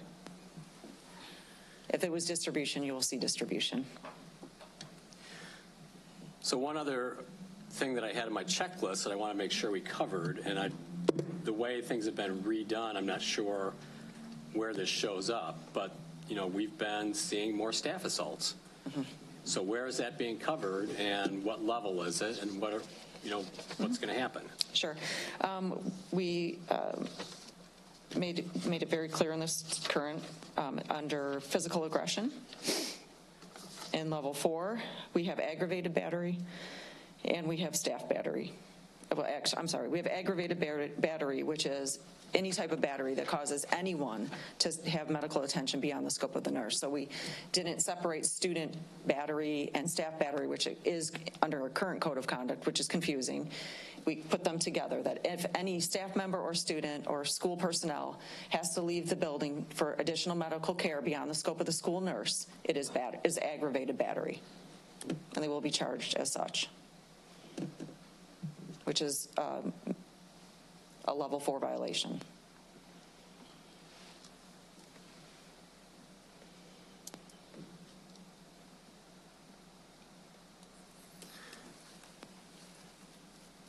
All right. That's all the questions I had. Is there anyone else? Ms. Muhammad? Hi, I just wanted to circle back around to the interventions one more time. So it's defined here, the 4 different roles of staff that can assist with documenting the interventions, correct? That document is very long. That's just a snippet of 4. There's many, many, many columns, as we have many support staff across our district. Okay, and I was just going to ask, like, in the case of like some of the schools that are creating partnerships in the community with other organizations that are trying to assist with interventions, can that also be considered the like mandatory amount of interventions that are supposed to be given at each new level? It can be, as long as it is documented as part of the intervention plan. Okay, does it only have to be in Panorama, or? That's where we're going to house all of our intervention data, yes. Otherwise, we'll be looking at multiple sources to collect data. So if there's additional organizations or partnerships in place that are trying to assist with that or trying to help with the staffing concern that was mentioned earlier with the interventions, then that information would need to be given to administration at the schools so that way it's properly documented? Yeah, so in Panorama, there's what's called a champion. So if I'm the champion for the student, I'm in charge of their intervention plan, and so that information could be handed over to the champion, whomever that is. It could be the guidance counselor, the administrator, whatever role, whoever's the champion for that student, and they would input progress monitoring notes. So for example, Jen Lawrence met with Cameron on this date, this date, this date. They met for 30 minutes and they discussed these types of things. Okay, thank you. You're welcome. Is there anyone else? I can't see. Is that Ms. McCulloch? Yes. I'm going to circle back to Mr. Rollins' question because, well, first of all, tobacco is a level 2 if they don't have it and 3 if they use it. Is that right? Correct. And that includes vaping? If there's tobacco in the vape, yes, and we test the vape pens. So the vape pens are supposed to be tested by school administration to determine what the content is of the vape pen. Well, does it matter? Because you can have cannabis as a level 3, correct? Am I misunderstanding you? Cannabis is a level 3 as well. Correct. It's the use or possession of cannabis as a level 3. So what's the difference if they have it in there or not? I mean, it's all the same, right? It's a vape, it's cannabis, it's tobacco, it's distribution. Yeah, well, the distribution is a level 4, not just having it as a level 3. Is having it a level 2 and using it a level 3? That's what I'm trying to understand. Because when I read this in here, level 2. Tobacco, electronic smoking devices, possession at school or in sponsored activities is a 2. And then use of it, it says alcohol or drugs use or possession is a level 3. So I'm going to have to go back and revise this. That was meant to be a repeated level 2 offense.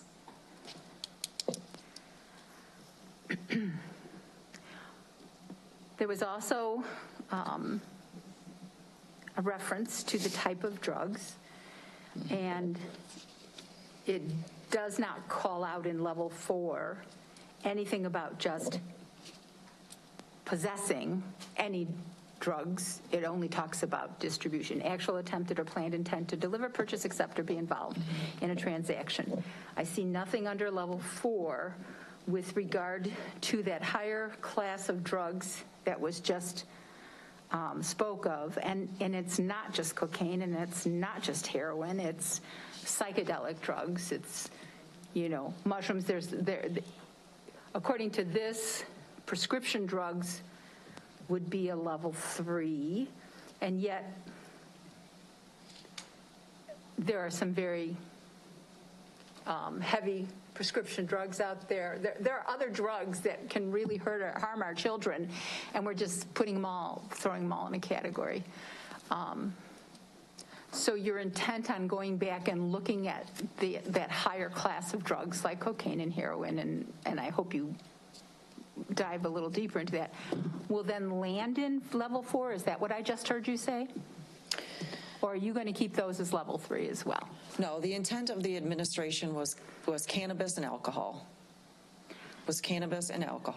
Right, but by not specifying higher level drugs as being a different consequence, I'm glad you're going to be there to oversee it, but if tomorrow you got hit by a car and somebody else had to take your job, well, no, we can't look at this always as being one person, one department. It has to be codified in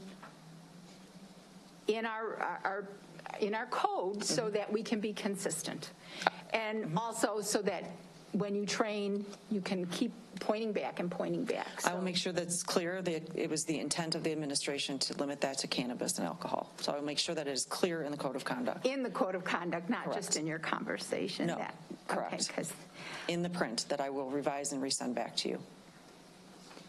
on slide 15, when you talk about a social emotional screener, that is Panorama? Correct. And you just left it open without a name just because that's what we're using right now. And it allows you to change that, is that correct? I'm sorry, I don't understand the question. You mean in the intervention? So No, I'm just saying it's called Panorama right now, but we're not identifying. It's just the social emotional screener is the name of the tool. The platform is called Panorama. The screenshot shows what Panorama actually looks like. This is what we see when we log in. Thank you. You're welcome.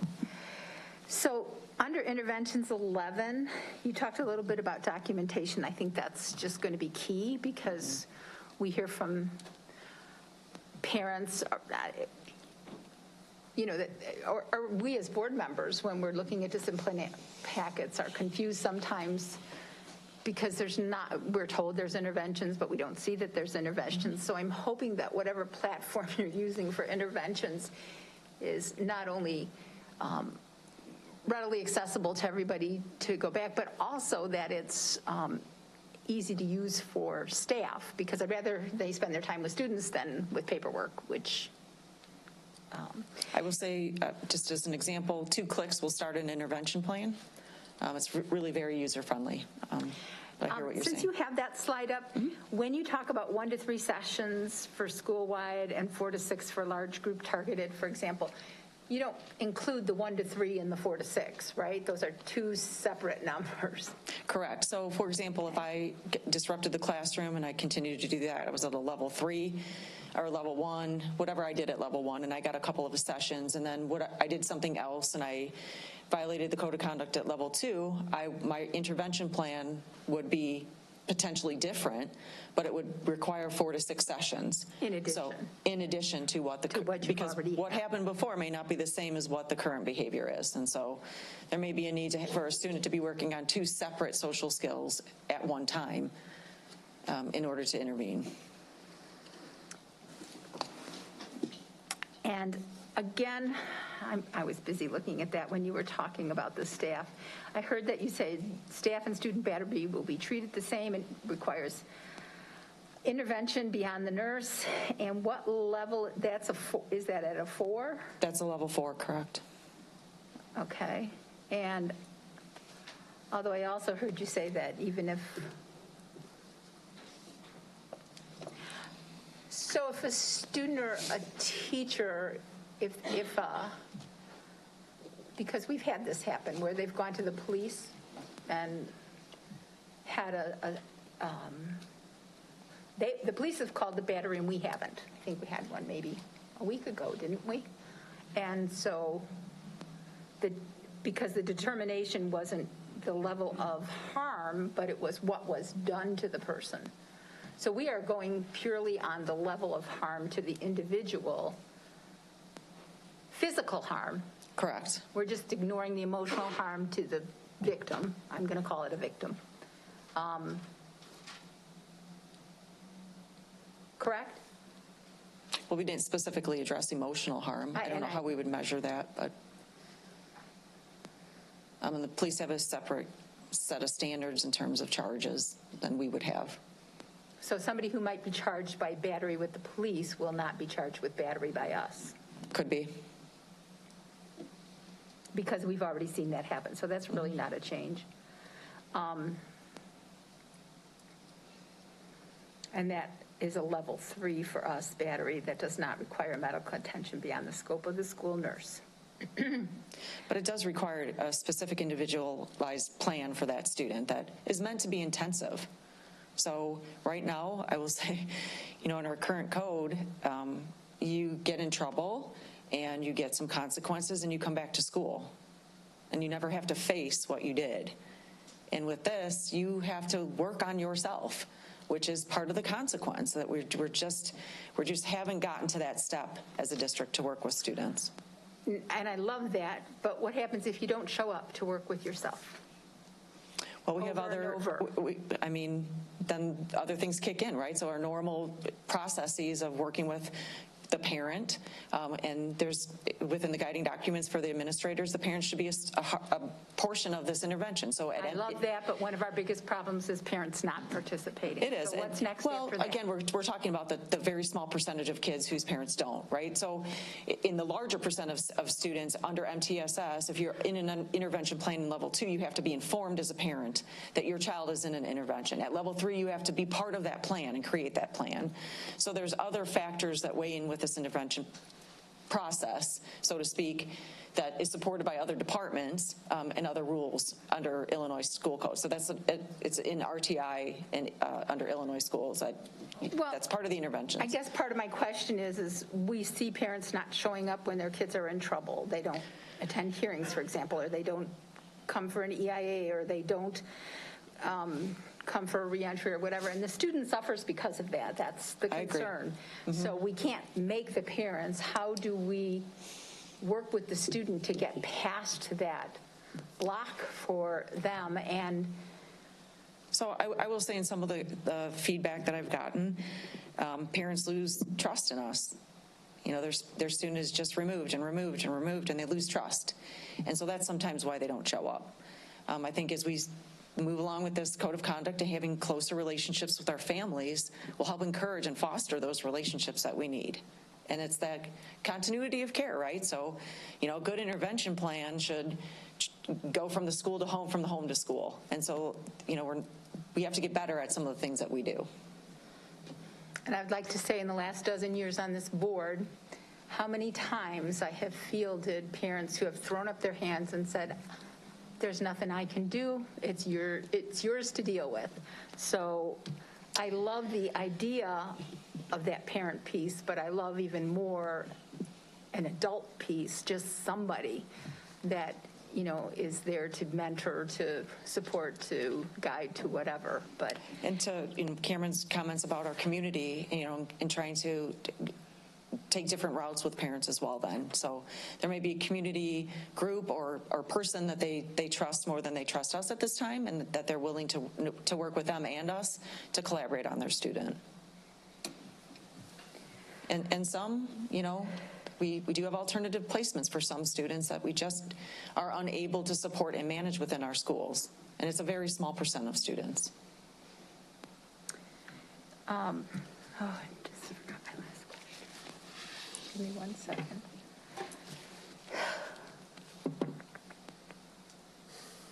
The staffing issue, and this will be my last, I'm sorry for the large amount of airtime, but the staffing issue, I didn't understand your explanation of 11, this and that. It's like it'll average out that they'll have 11 extra sessions with student. Please, would you do that? Did the rest of you get that? Because I'm sorry if I could just offer sort of a high-level summary.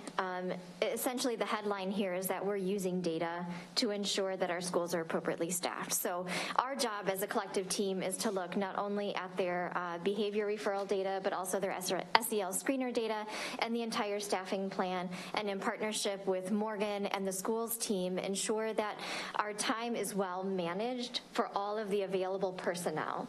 And it can feel overwhelming to say, oh my gosh, all of the level 2 have to have this number of sessions and all the level 3 have to have that number of sessions.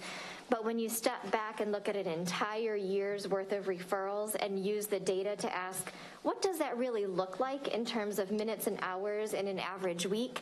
That allows us to get very realistic about the staff availability of time, the real need according to the school's own data, and have a real conversation about the evidence that's in front of us. And so we're beginning to do that now. And since staff is site-based and they're choosing how to use their staff, and you have a social worker who has some schools more IEPs than others, they will come back to you and ask for additional allocations, or it is our responsibility to recognize with that data that they need additional support, or to go back in and say, well, you're not you can better facilitate. Yep. I think it's a partnership between, the sort of minutes and hours that are on a calendar and then what really happens in the day-to-day business of a school. And it's all of us coming around that common data to just problem solve together and make sure that schools have what they need to enact this code properly. So you end up with one person putting all the work in about the sessions, for example, so that there's one person responsible, so we know that student had, or each person who has a session puts it in? No, each person who's a part of... Documentation is important.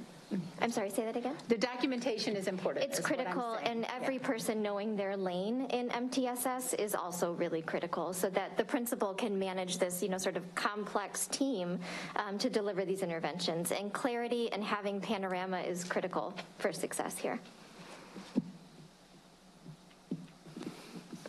Excuse me. Ms. Pearson. Thank you. I'll be really quick with this. So a couple of things I want to touch bases on, and that is classroom control. So in my observation as I travel and visit schools, I noticed that some teachers have better control of their classroom than others. So that could possibly be a developmental issue for our teachers, right? So let's not just assume that it is the change is going to create a problem, because it's definitely going to show that there is evident that there need to be some development where it relates to our teachers, because I've witnessed that in one particular school, one classroom was completely different than all the other classrooms because the teacher had classroom control. So whether it be scoping out your teachers that have those unique abilities and allowing them to mentor and give them what is needed in terms of allowing them to do so, maybe that is a contributing factor. I think for too long, this may appear a shock because for too long, too many years, we did it quite differently. And so now it seemed like it's taking the air out of some because of the change. Again, change is inevitable and needs to happen. And I understand, and I notice that we will use mainstream society and law as an example to an extent to push a point of discipline for our students. Well, in mainstream society, where it relates to the law, if someone attacked me, I can attack back in self-defense. In our school setting, that is very different. So let's be careful when we want to support what is going on in our mainstream society where it relates to law and our school discipline.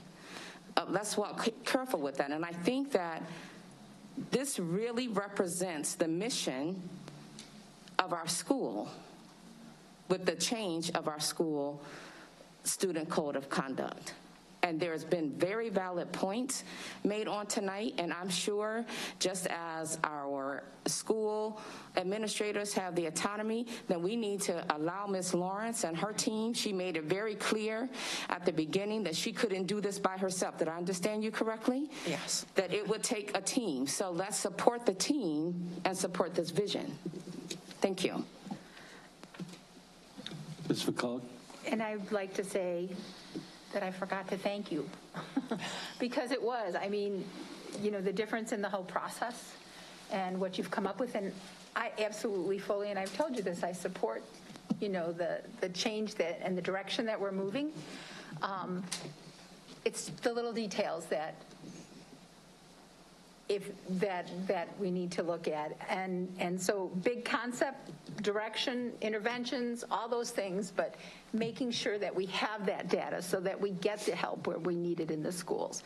Making sure that we get the data so that we know that students are being, having their sessions and the like. So thank you very much for the change. And I think it's great that it's a whole revision instead of a few red lines, or a lot of red lines some years. Yes. Well, and thank you for coming to one of the listening sessions. I appreciate that. Is there any other commentary from anybody or questions? I will just echo that and say the one thing that should be obvious, but I don't know if it is to the public that's listening, is that the amount of effort and the listening that has gone into this, and what I think is some real thoughtfulness on this process. So I think I hope people pay attention to it, because I think there's been a lot of effort, a lot of listening, a lot of feedback, and a lot is writing on it. So I think really all the folks that were involved did a really good job here. So thank you. And since there's nothing else on that, the last item for our committee is the preview of consent items. And I have one quick one, but are there any consent items that folks would like to pull? I'll just quickly say it's payroll, accounts payable, purchase orders, fiscal year 2023 student fees, the HVAC upgrades at 4 schools, Lincoln chimney demolition. Yay, those of you that went to Lincoln, I'm sure will celebrate, because that bad boy is going down. Asbestos abatement at Lathrop, Spring Creek, Bloom, and Guilford. The multifunction copiers, the Transfinder routing software, which is, if you recall, this one I will pull just 2 seconds and say, we had a conversation when we picked the latest folks to help support transportation, and one of the things they said is they had some systems that would help us, and there are 2 that we are doing, and one is to help the routing itself, but more importantly, and I think for any parent in the district, there's going to be ways for tracking that I think are going to be really helpful. So I'm super pleased that this is actually coming forward. So really congratulations to the transportation folks. I know they don't get enough credit, but man, that one I think is going to be good for us. Then we have an addendum to the internet high availability and redundancy, which, as I've said before, if we want to increase connectivity to kids, to our students, that's a way to do it. The other items, again, payroll, accounts payable, purchase, monthly cash and investment financial results, construction pay request law, RPS managed construction, change order logs, RISA and Marshall acoustical panels, and then the last one, and I should make the glowing Ms. Kathy Bear-Eberly stand up on this one. The Auburn and Guilford tennis courts resurfacing, yay. And let me just say to all those folks that gave us a hard time on this one, hey pals, guess what? We're doing something. So let me say this, for all the complaining, which should not have come to us, we are doing something. So I'm just thought I would say, coming back around and, give us credit when we do stuff. Okay, so that's all the consent items. And, Mr. Rollins, sorry about that. Multifunction copiers, is it time? Are we redoing all our copiers? Yes. Okay. Yeah, do you want to ask? I think Mr. Phillips, Mr. Bartel. We just had some, I won't say glitches, but a little bit of controversy last time. So how's it going? Yeah. Is this going pretty smoothly?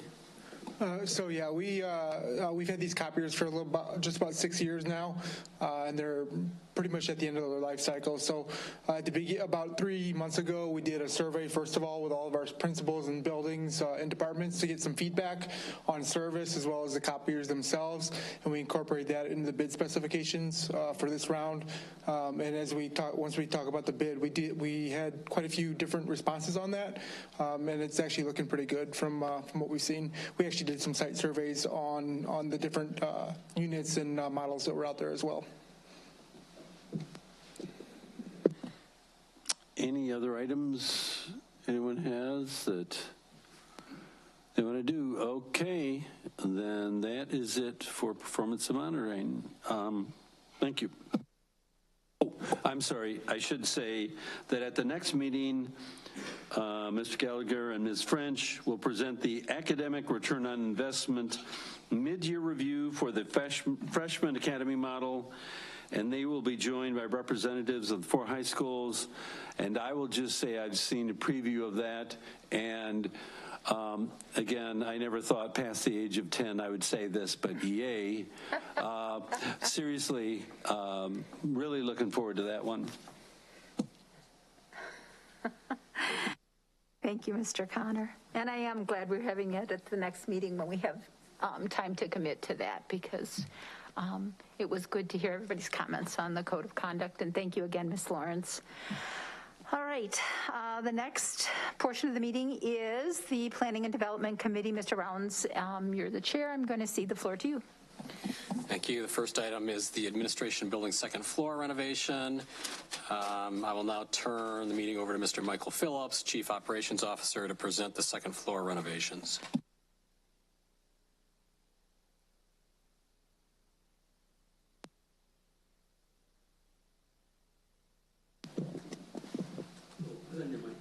Yeah, it's on. I've got my mic on. Yeah, thank you. Well, while we wait for Connor to pull up the floor plan, what we're asking the board, there we go. Thanks, Connor. What we're asking the board is to approve a second floor renovation. As you remember, last year we renovated the first floor and we relocated our early childhood, families in transition, and welcome center from the second to first floor. That opened up a lot of space on the second floor and gave us an opportunity to kind of evaluate our building needs. And basically what we came up with was 3 departments that work very closely on district initiatives. And so we will be bringing up our diversity, equity, inclusion team, as well as recruitment, our schools team, and communications, which includes communications, family and community engagement, process improvement, and our district athletic director, as well as our district fine arts director.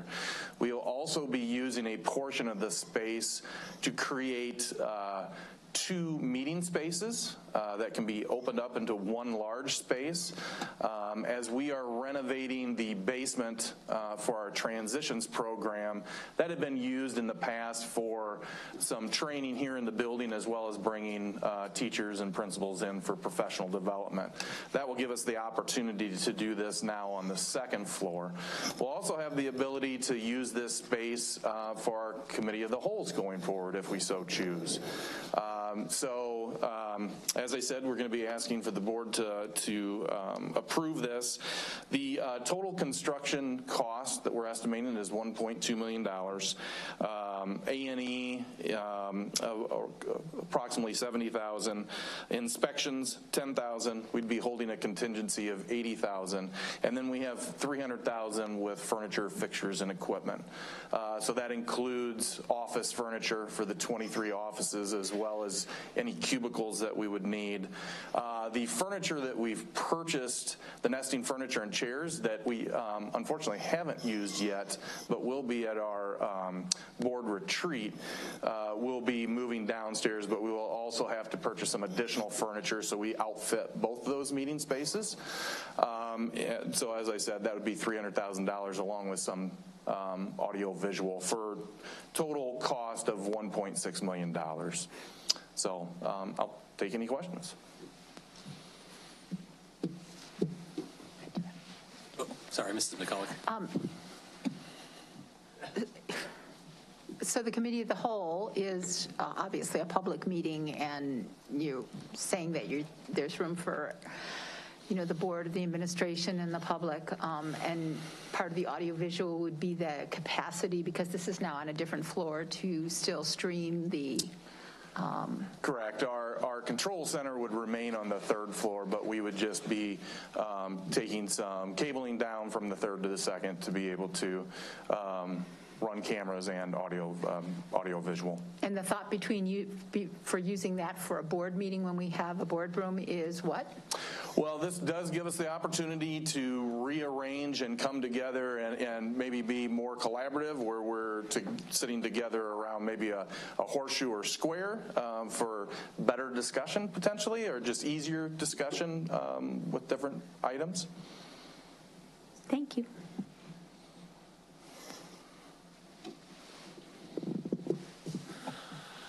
If there's no other questions, thank you, Mr. Phillips. We'll move on to our next item, the International Baccalaureate Program. Our next item is the International Baccalaureate School-Wide Program. Dr. Saltis is not here, so I will turn the meeting over to Morgan Gallagher, Chief of Schools. Thank you very kindly, and while I'm waiting for Connor to pull it up, I will just like to acknowledge that the heavy lifting on putting this presentation together, as well as the planning that has gone into the proposal for introducing an International Baccalaureate Program is really due to Dr. Heather Saltis, so it's unfortunate that she's unable to be here with us tonight.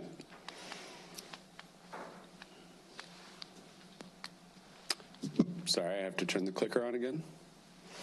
So the opportunity that we are bringing before the board right now is to offer an additional choice school that would be located in the northwest quadrant of Rockford. This would allow us the opportunity to attract more families and support our vision for being a first choice for all families.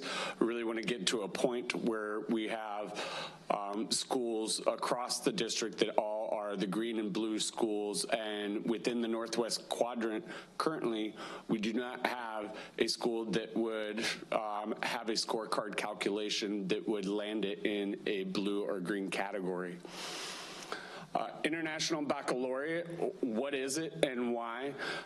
You'll see that in your board docs you have a couple of attachments that really go into detail on it, but I would just share with you, it is a special program in the sense of its educational philosophy in cultivating students that have a global mindset to solve real world problems. As it is currently in the district, we have 3 lottery programs that you could have families from any quadrant that are applying to, and we have, for each of these programs, we currently have a wait list, so there is certainly a demand to be able to offer more special programming to students in the district that are seeking those special programs.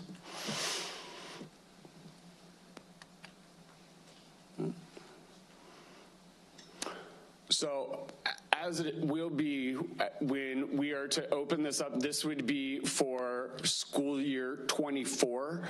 Next year would be a development year for getting the district ready to have the school open in the fall of 2023. Initially, because this will be located in the northwest quadrant, and we will be using a pre-existing elementary site to house the program. In this first year, seats would be offered to that local school's stakeholders.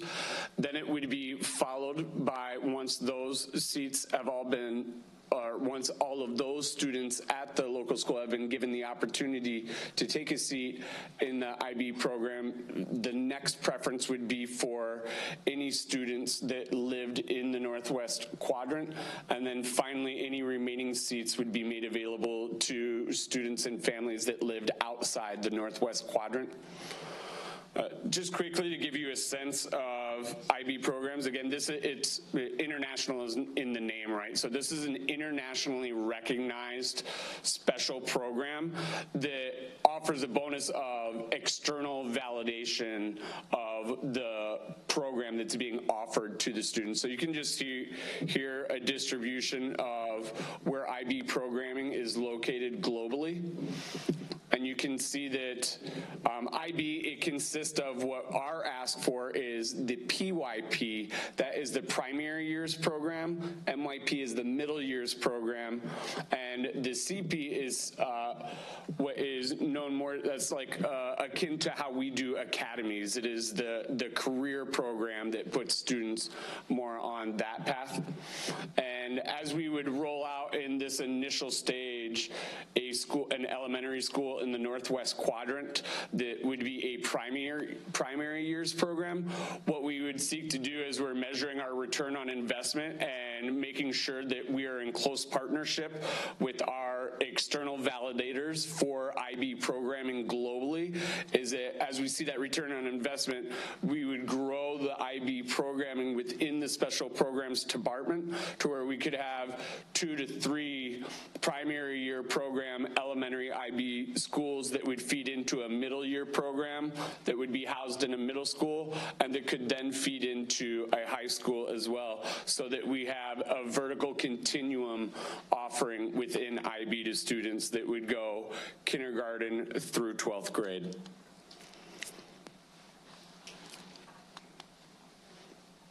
I want to take a moment to pause here to give a sense of where we're at, and I want to really highlight this external validation process that you would go through with the introduction of an IB program within the district. So where we're at right now is in the consideration phase. So we're starting off on the left-hand side of the slide with regards to the continuum. We would need to submit a request for candidacy to IB and provide the supporting documents that demonstrate that we are prepared for the rollout of the program. IB would then give us a decision on our candidacy, and that could include feedback that would need to be addressed before we could begin implementation of the IB program. In the candidate phase, we would be closely consulting with this external partnership with IB to ensure that we have fidelity to the IB program. And as we go through that consultation, we would eventually request authorization, again, get feedback similar to how we did in the candidacy phase, that if we did not get the approval or the authorization, we would need to make sure that we are addressing those areas where they would have evidence that maybe we don't have fidelity to the IB program. And then thereafter, once we have a verification visit and we do get full authorization for the program, there would be continued over the course of every few years, continued reauthorization of the program. At the center of the IB model, besides the educational philosophy of it being the cultivation of students with the global mindset who use inquiry-based learning and curriculum and instructional practices to solve real-world problems, you have the stakeholder commitment. And I believe this is going to be particularly important when we do have our external validation, when we do have IB come in and look at what we're doing. They're going to be measuring our fidelity. Do we have the faculty commitment to that curriculum, to those instructional practices? Do we have parent commitment to the attendance expectations or the other expectations that we may have behaviorally or academically? And then is there the student commitment? So as an example, there is in their 5th year in the primary years program, every student is expected to participate in maybe years ago we would have considered like a science fair type activity where they all have an exhibition that they present to their classmates, staff, and the community on how they have used that global mindset to solve a real world problem that is affecting our community or the global community at large. Currently, looking at year 1 as this current year, we're presenting to you right now, and we would look that after approval by the board that we would be able to hire a principal for the IB program. That principal would be working all of next year on all the curricular development, all the professional learning opportunities, all of the staffing needs, all of the resources that would need to be developed over the course of next year to get the program off the ground for that fall 2023.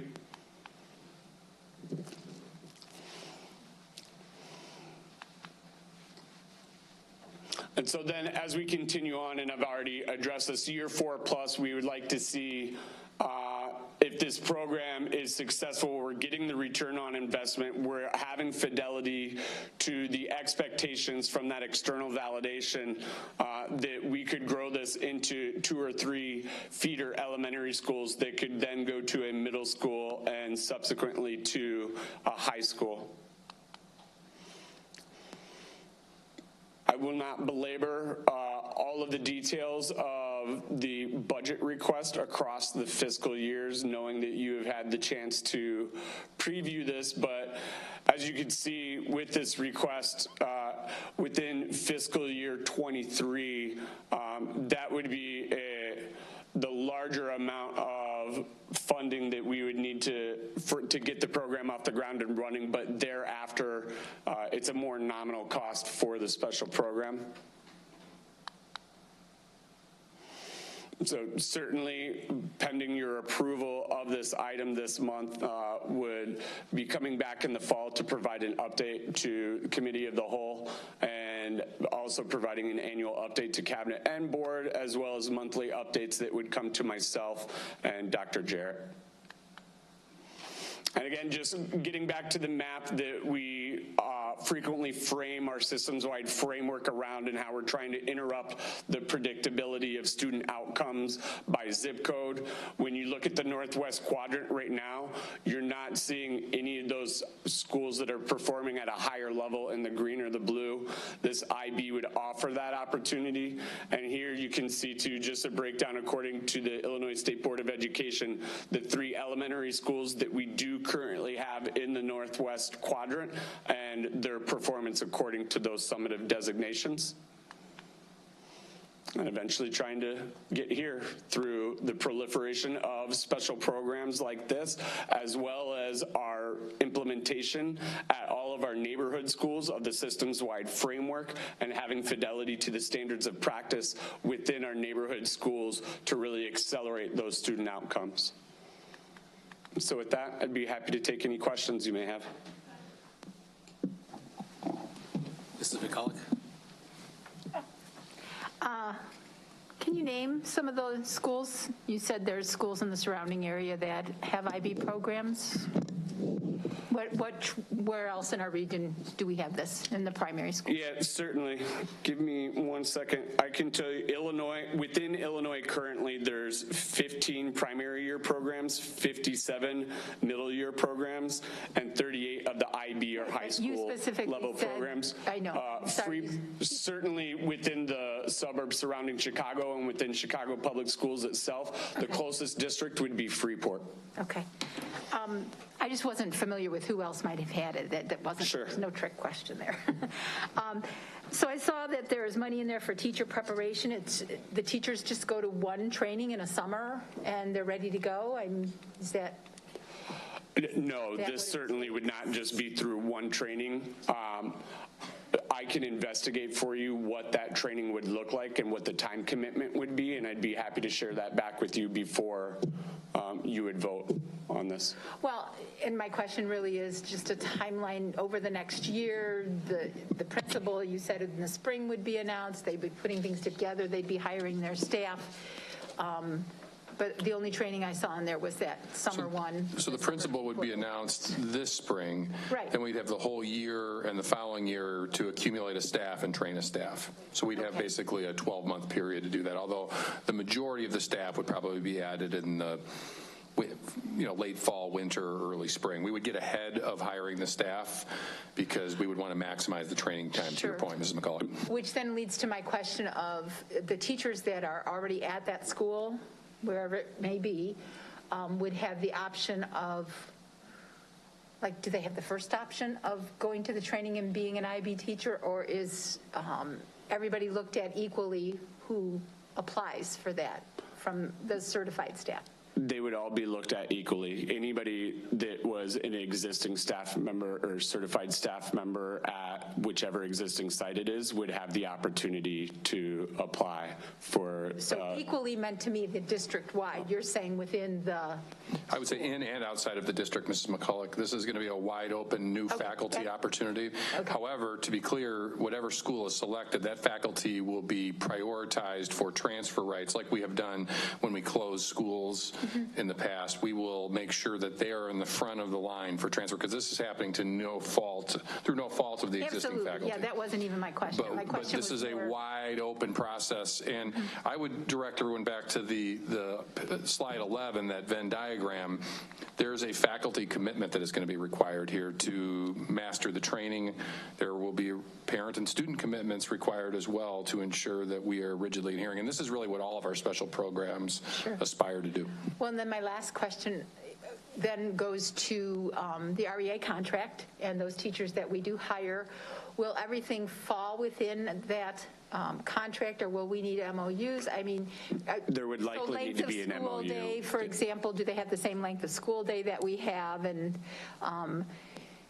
there was another one that came to mind that size of classroom, is that an issue with because those are things that will cost us money, right? Yeah, we do anticipate that there would need to be an MOU, kind of getting back to your point about the professional learning. There's simply no way that it could be something that's just offered as a one and done in the summertime, because we're going to need the staff to invest additional time in writing the curriculum and making sure that it follows that IB philosophy with the curriculum that will be offered there. So there will be an MOU for additional time that would be spent on curriculum. And otherwise. So it's for training. And I'm totally supportive. Again, it may be my questions make it sound differently, but I am totally supportive. Devil's in the details. Could you answer the question, do they have class size limitations, and is there length of day requirements? Not to my knowledge, but I will certainly investigate both of those items and get back to you. Okay. Would you circle that around? And I'm assuming that we'll stay within our number of days in the year. So thank you. Mr. Connor. Yeah.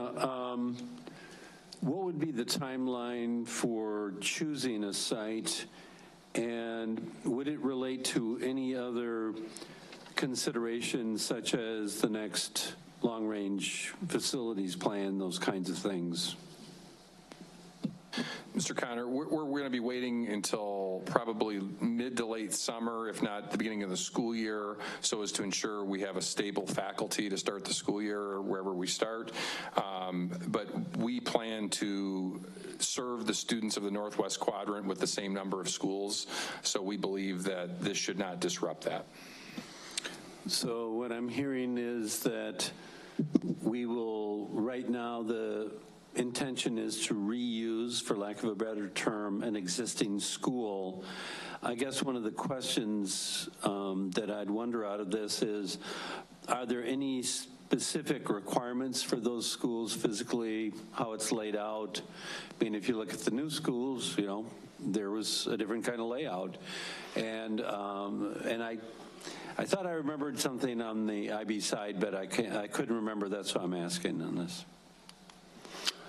Not to my knowledge. I will say there's certainly, I think any of the shifts that we would be seeing would be from curriculum and instruction in particular. So I jump back to this slide 3 as an example. If you see at the bottom, one thing that's special about IB is that all IB primary schools offer world language starting in kindergarten.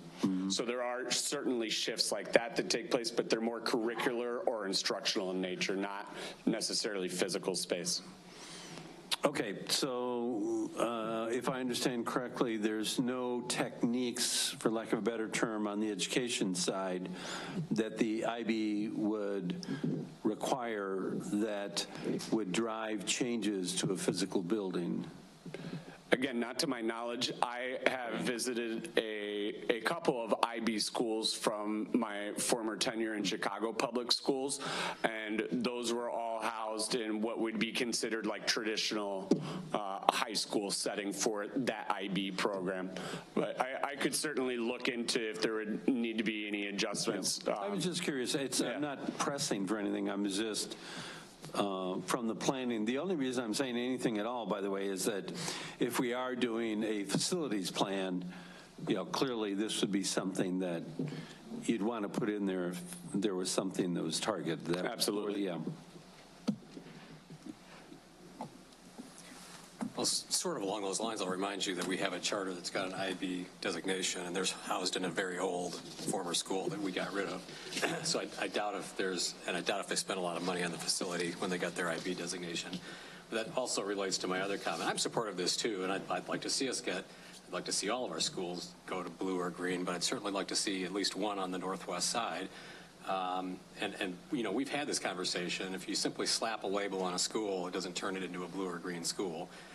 So you've talked about the commitments, the faculty commitment, the student commitment, the parent commitment, and whether this works is really just, to me, it's going to be on the implementation side, and whether people take that seriously and whether they enforce it, and whether we allow people to enroll there who aren't willing to make that commitment or continue that commitment.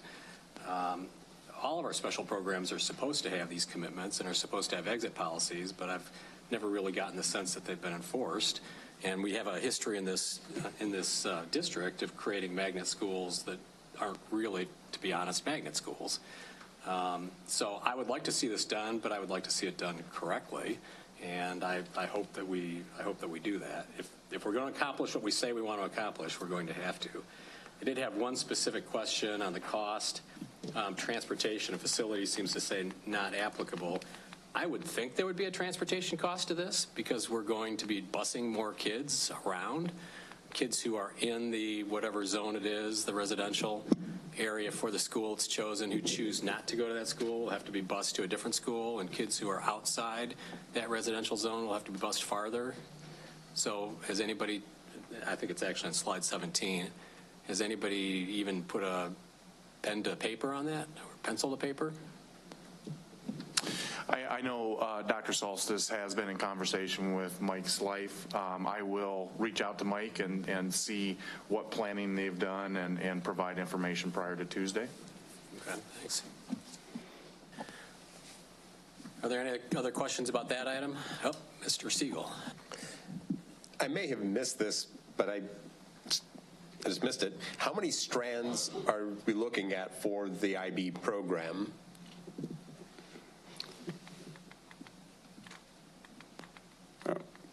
We would be looking, this would be our pilot school. We would be looking to eventually move to, if we wanted to have full vertical alignment, move to having 2 to 3 of the elementary programs that would feed into one middle school and then into one high school. In order to have fidelity to the program model at the primary level, you do need to have wall-to-wall IB in the elementary schools. That is not the case when you move to middle or IB, so that it could be something that would be housed at middle or high school, similar to how Kappa exists at Weston Auburn. I'm sorry. How many? But how many for the pilot school? Is it wall to wall? Is it 3 strands? It would depend on what building we'd select. It's a possibility that it could be a 3-strand building or it could be a 4-strand building, depending on what building is selected. Okay. Oh, Mr. Thank Siegel? you. Oh, you done? Sure. Are there any other questions about this item? If there are none, we'll move on to the next item, which is the 2023 budget request for the ED Services Division. And I'll now turn the meeting over to Heidi Detman, Executive Director of Academics, to present the fiscal year 23 budget presentation. Thank you all.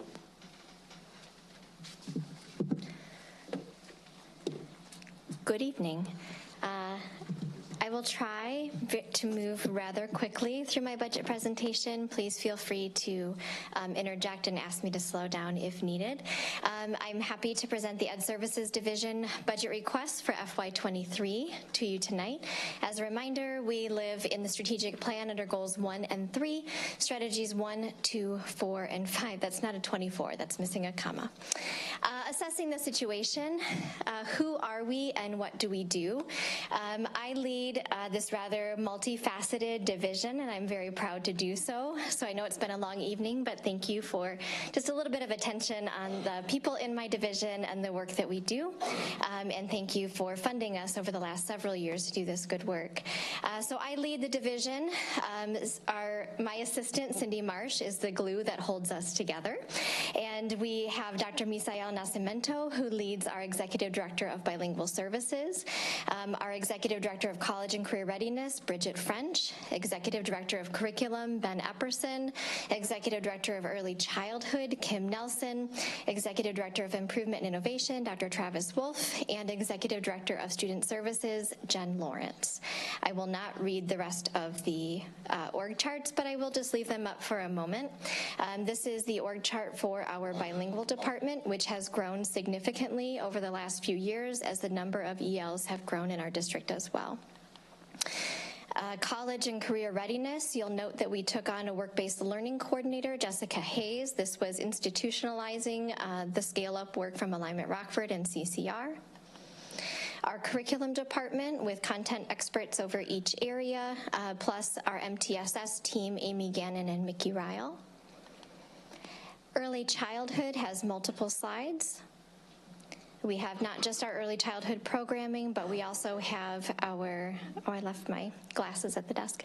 We also have Nicole Giovanni, family support, and Teresa Fillers in our screening and placement office.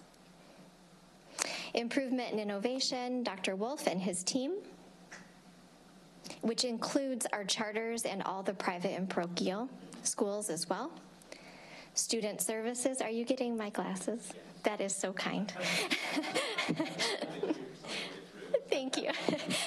Student services, this is quite a stretch to read. Thank you so much. Appreciate that. I've joined the progressive clubs this year after turning 40, so really helpful, thank you. Our student services division here, which includes both student discipline and special education and adaptive learning. All right, so this is our highlights part, or as Mr. Connor says, hey pals, we're doing things. And so these are the highlights of our curriculum team. A lot of work, a lot of pivoting, remaining resilient, flexible, and responsive to the changing instructional environment. So our highlights here are really, increasing access to supplemental and core digital resources like online texts and tools. You have seen those come forward at a rapid pace over the last couple of years. Also through the system-wide framework, we narrowed our focus on the standards of practice to really support Tier 1 teaching and learning. And then, of course, a breadth and depth of professional learning opportunities, and there are some highlights here listed for you. College and career readiness, our focus is on career and college readiness, and so we are increasing work-based learning opportunities. You can see a nice increase here from 120 students pre-pandemic now to 500 students this year for work-based learning experiences. We are scaling up dual credit expansion. We are getting our teachers certified by launching those master cohorts, and you're going to learn more about that next month as well. And of course, this work in what it takes to become a model academy and really live the College and Career Academy model is implementing those problem-based learning, or PBL units, embedding academy themes into the core content. Early childhood, so much happening here in these tender years, birth through age 3, and then our preschool program as well. Parents have really depended on our family support services and our home visiting.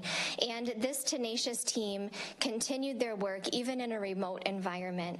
And even when we came back to sort of in person in most services, we maintained a virtual opportunity for parents to stay connected with our family support specialist.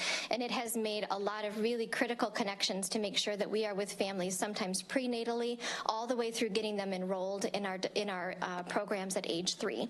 In preschool, we are turning turning our focus, just like in our K-12 world, on the standards of practice to support Tier 1 teaching and learning, and then also providing at-home learning materials for students so they have the resources they need, whether we are in session or out of session, if they're on quarantine, etc. They've got things like Play-Doh and manipulatives so that they can have fun and learn with their caregivers at home. Special education. We have audited our IEPs over the last few years, and so this year's focus was IEP training to to focus on those identified areas of weakness. We also added paraprofessional training on demand district-wide through our master teacher contract to ensure that our sort of first responders in some cases are prepared and have updated training. We added psychological first aid training for psychologists and school social workers, and then of course collaborating, this is very visible, collaborating with our community partners to organize and host those vaccination clinics, which were critical. And our student services division, you had an opportunity to see the Student Code of Conduct handbook just now. Our monthly training for behavior intervention specialists, we really identified them as key players in MTSS and making sure that we have the kind of professional learning that is targeted just to them. And so we partnered with the Regional Office of Education to give them that time and support every month to help them increase their tools.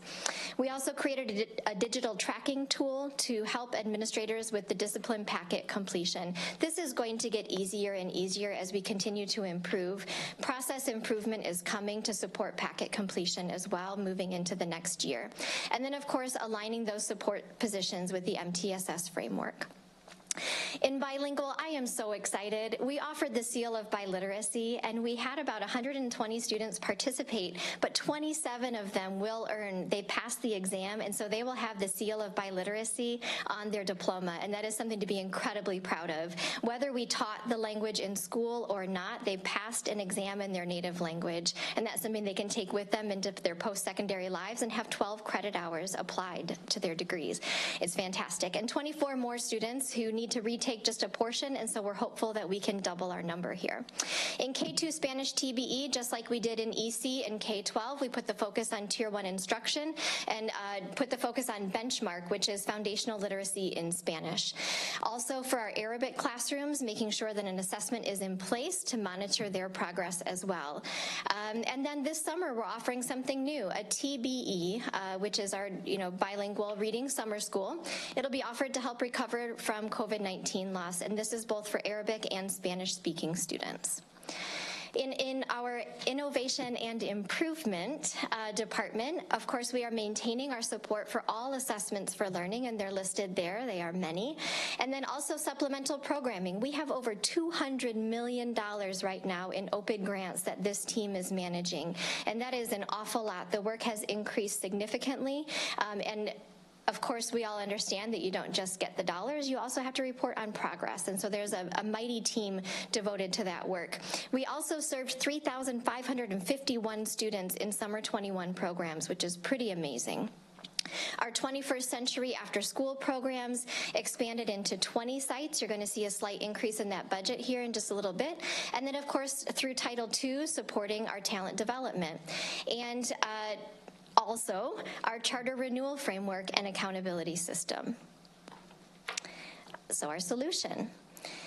This is the overall big picture Ed Services budget summary. Within this summary, there are approximately 25 different locations under each of these departments. So as I run through the contract slides, I'm going to do it relatively quickly, but I will just hit a couple highlights of each one. If you have specific questions, my team is here and we can answer any detailed questions that you have. If you look across salary and benefits, there is an increase of $1 million. This is essentially the increase in salaries and the increase in the cost of benefits for the size of my division. Purchase services is up by $312,000.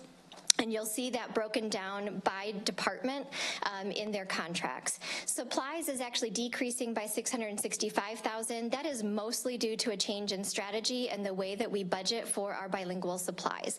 We moved all salaries over into local funding. We moved most of our supplies over into the grant. It seemed like a smarter strategy, and we did that in partnership with Dr. Brown. Let's see. I think that's the headlines here for this particular slide. You'll also see when you look at the total with grants, there is a pretty significant increase. One thing that we did differently this year, which I think we noted when you heard the school's budget, but I just want to make sure I repeat it, is that we did not include the Title I dollars, the 1003A dollars in this presentation. We included them with Morgan because that's where those dollars really live. And then we did not include the ARP ESSER construction dollars because you heard about those in Mr. Phillips. So we divided the grants out, and we didn't do that in previous years. Curriculum. The one thing I want to draw your attention to here is it might seem counterintuitive that we're actually spending less money on Reading Horizons. We actually added a school, we added Montessori, and that gave us a 10% discount. So our overall cost actually came down. It's not that we're investing fewer dollars in Reading Horizons. On the next slide here, we are maintaining our support for Seesaw. You saw Xanadu come through as an item a few weeks ago. There are a couple of TBDs. What this means is that we know we have a need, but our groups of teachers haven't yet identified what we will be adopting. So there's a placeholder here, and we have a general idea of the amount of money we're going to request. Bless you. Overall, the big picture for curriculum is an increase in $406,351. And most of that is due to making sure that we have enough money in our digital licensing and support for our core programs. In Fund 18, so these are our grant-funded contracts, we have Renaissance Learning, which is STAR, and Panorama. There is a decrease here overall because it's more expensive in your first year than it is in your second year of implementation. Most of that has to do with professional learning costs. College and career readiness, this is mostly stable, a very slight increase in dual credit enrollment. It's $50 per student, so it's over $1,000. And then you'll see in the last three items, on this slide, the cost of pulling in the college and career readiness work from Alignment Rockford. So that's the Rockford Park District, Valley Expo, and Group Trail. Early childhood, this slide has been flat for the life of this current grant because it is a level funded grant, and so we would expect that. However, we are leveraging some of our grant dollars, ARP ESSER grant dollars, to really invest in early childhood transportation, and that's through the relationship with ALC. There's also a slight increase in Circles of Learning. This is salary and benefit costs for the 7 staff that we have on that site. Special education, this is pretty steady under Fund 17.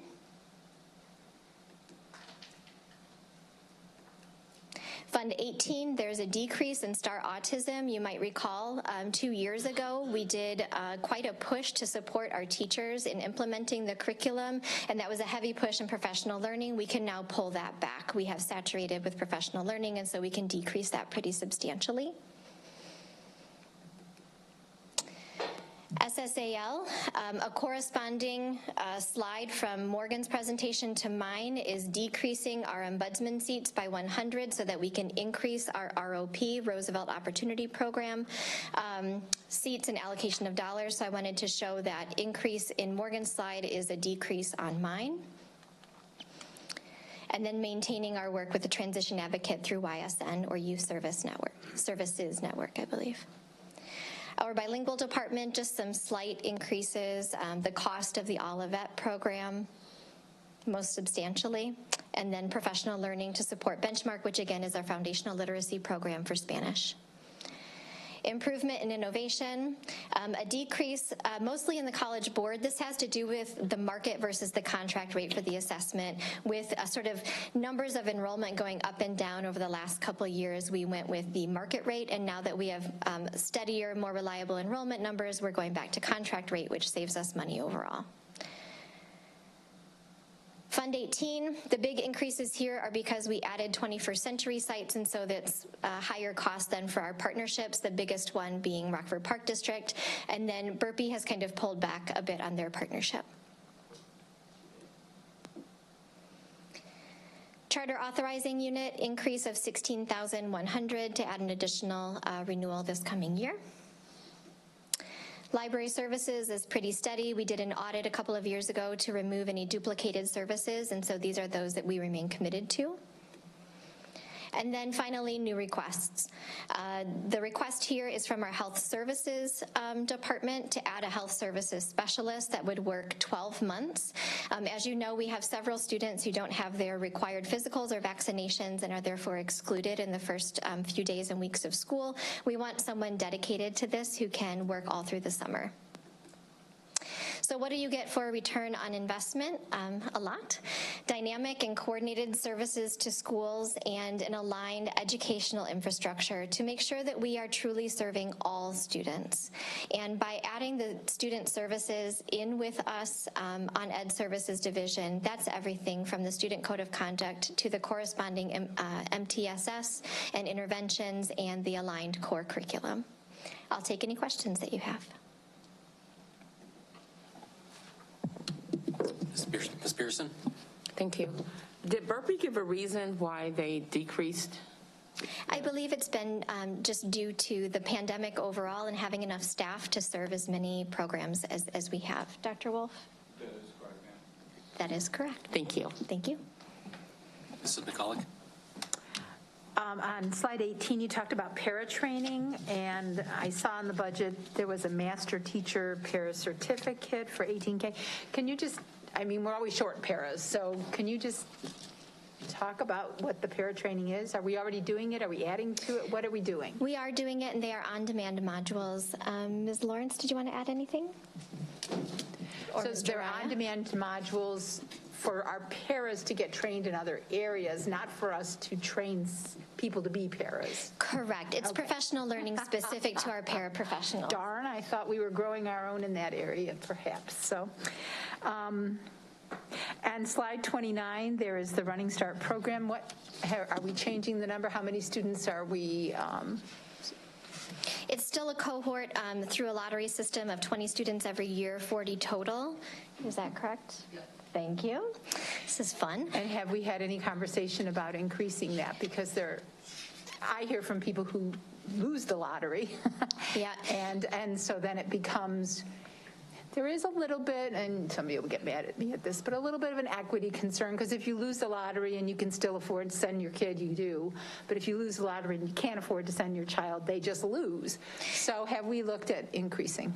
Well, our strategy really is to increase the opportunity of dual credit opportunities within our schools so that they're available to all students. And so when our work that we're doing with the master's cohort that started this year with English, it'll expand next year with NIU and math pending board approval, gets us core content teachers that can offer multiple dual credit courses on our campuses so that anybody can benefit from it, whether we do 40 students in a lottery or 80 or 100. Somebody's always going to be missing out on an opportunity. So we'd like to expand our dual credit for all students. And I love that, and I love keeping kids on campus, but at the end of their will we offer enough that they can come away with an associate's degree at the same time as their high school diploma?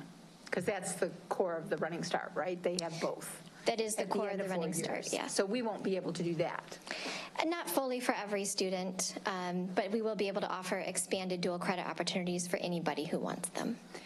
And on slide 36, you have NIA, slight dip. I mean, it is the number of our SPED students is not decreasing. And so I was curious because with raises and the like that you would expect to the employees, I would have expected an increase because that is totally a staff. Ms. Lawrence? We do have less special ed students than we had the last 2 years. There is a decrease in special ed students over the last 2 years. In the total number or just the services that we have? In the total number. Okay, so I was incorrect. Well, thank you, appreciate that. Mr. Connor? Yeah, just one quick question. Originally, the concentration for Running Start was on engineering, but I think we went beyond that. So when you said all students, I think, is that all areas of study or? I can't remember, to be honest. There's a senior semester devoted specifically to engineering. Yeah, that's correct. Running Start is your full associate's degree, but there is a senior semester devoted specifically. Because I thought at one point that was one of the concentrations, but it is, and it helps students bridge from RPS to Rock Valley to NIU then to complete their degree. Yeah, but that was one of the original. But it sounds like we're really trying to expand that to other areas. So I believe students have the choice to pursue their associates in arts or their associates of science, and they work with the counselor at RVC to ensure they have the program that matches their need. Ms. Pearson? For the sake of public understanding, can you give a quick overview or the difference between the Running Start and the dual credit? Sure. And I'm going to invite Ms. French to correct me if I go astray. So our Running Start it's a full program. You are an RPS student, but you are on Rock Valley's campus, and you are earning your associate's degree and your high school diploma at the same time. Dual credit means I can be a student who really has a passion for English. I love it, and so I want to take dual credit English only my 11th grade and 12th grade year, and I'm going to self-select into those dual credit classes. So it's not a full associate's degree, but I would get 3 credit hours each year that I took. So I would leave with 6 credit hours in my pocket to then give me a jump start on what I think my major might be in college, for example. I could also choose multiple dual credit classes that are valuable and offer credit hours toward my next step in post-secondary, but they're not an entire degree. Yeah, great job. Thanks. Okay, so thank you. So is there a cost associated with one or the other or both? For students that take dual credit on our high school campuses, there's no cost to the student. For Running Start, they have to transport themselves there, so that would be, the only really ancillary cost to the program. We cover the cost both ways. Thank you very much for that clarity. Thank you.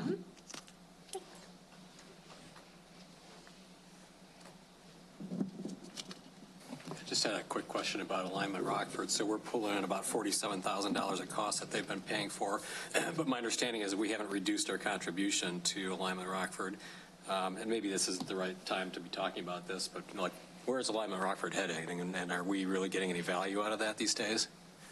Yeah, I'm really confident about the direction with Healthy Starts and with their support of our Live, Learn, and Play initiative. So we will be bringing some additional follow-up back to the board, but they had a change in leadership. I think there's been some improvements with the board, and I'm confident that the board will get a return on investment, but we will be monitoring it very closely and be reporting back soon.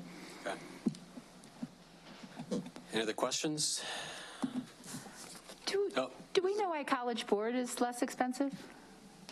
Yes, that was the difference between the contract and the market rate for the PSAT suite of assessments. So our enrollment kind of went up and down during the pandemic, and you can either do the market rate or you can do the contract rate. The contract rate means we're pretty confident in our enrollment numbers, and so it's a less expensive rate. When we were unsure about our enrollment, we went with the market rate. So we're just swinging back to contract now that we feel more confident in our numbers. Any other questions? Hearing none, thank you, Mrs. Detman. Hearing none, let's move on to the next item on the agenda. We have a lot of interesting topics tonight. Adaptive learning update, and I'll now turn the meeting back over to Morgan Gallagher, Chief of Schools, who's where? Where's Mr. Gallagher? Oh, there he is. Are we going to do D, Mr. Rollins? Oh, yeah, I'm sorry. Dr. Brown does need to advocate for this advanced spending. It's critical. Yeah. All right. I apologize, Dr. Brown.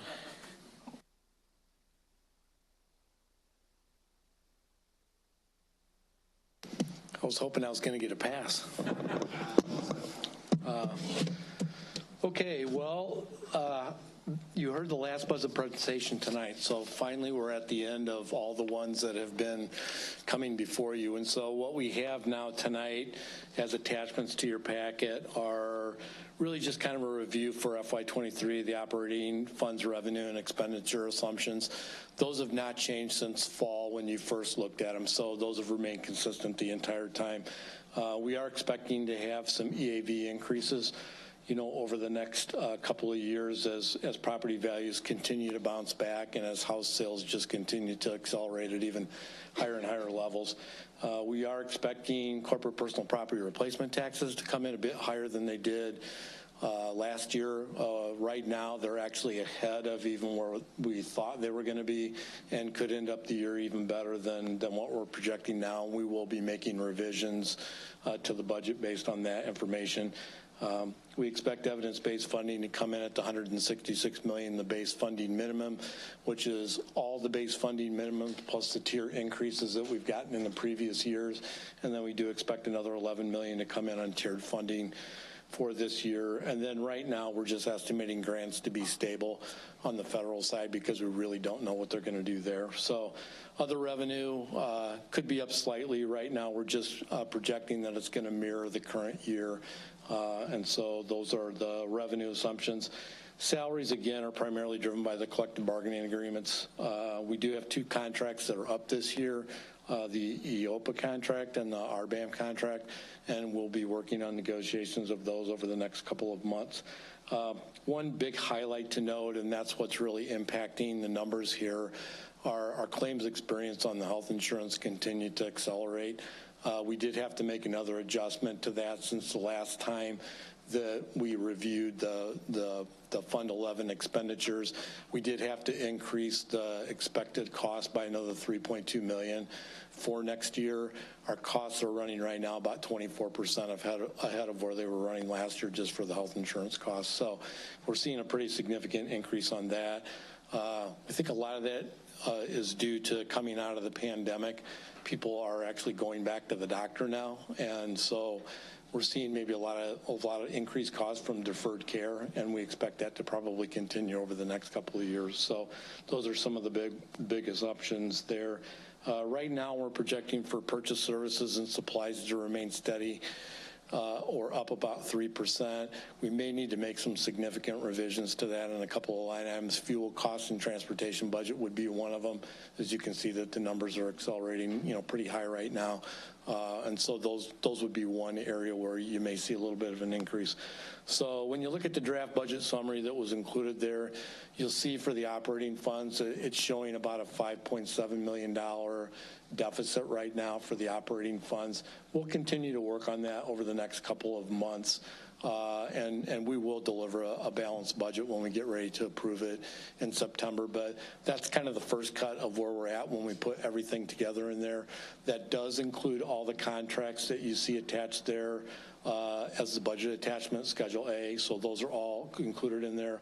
All the new requests that you've seen come through in the months of January, February, and March, which are approximately $2 million, are also included in those numbers. So if we don't approve all those budget requests, that will all start to chip away at that $5.7 million number. And like I said, we will bring in a balanced budget for you to approve in September. So what you have in front of you based on all that information is really the advanced spend resolution, which gives us an opportunity to start to encumber purchase orders and make purchases for the next school year. So that is all I have. Any questions?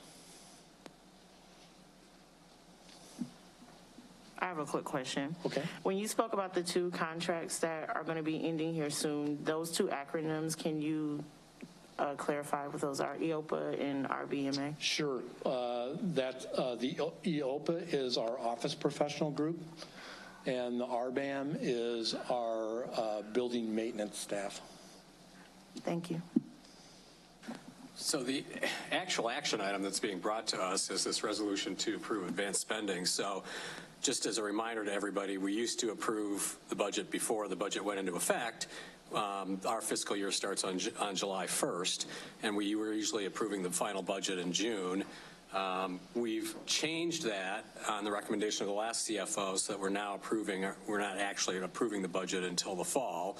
But what that means is we don't have an approved budget. So what they have to bring forward to us, and it's one of the attachments here, is an authorization to tell them that they are authorized to, and the way this is worded, they are authorized to appropriate or expend up to 25% of the draft budget because they need that authorization in order to actually sign contracts and spend the money.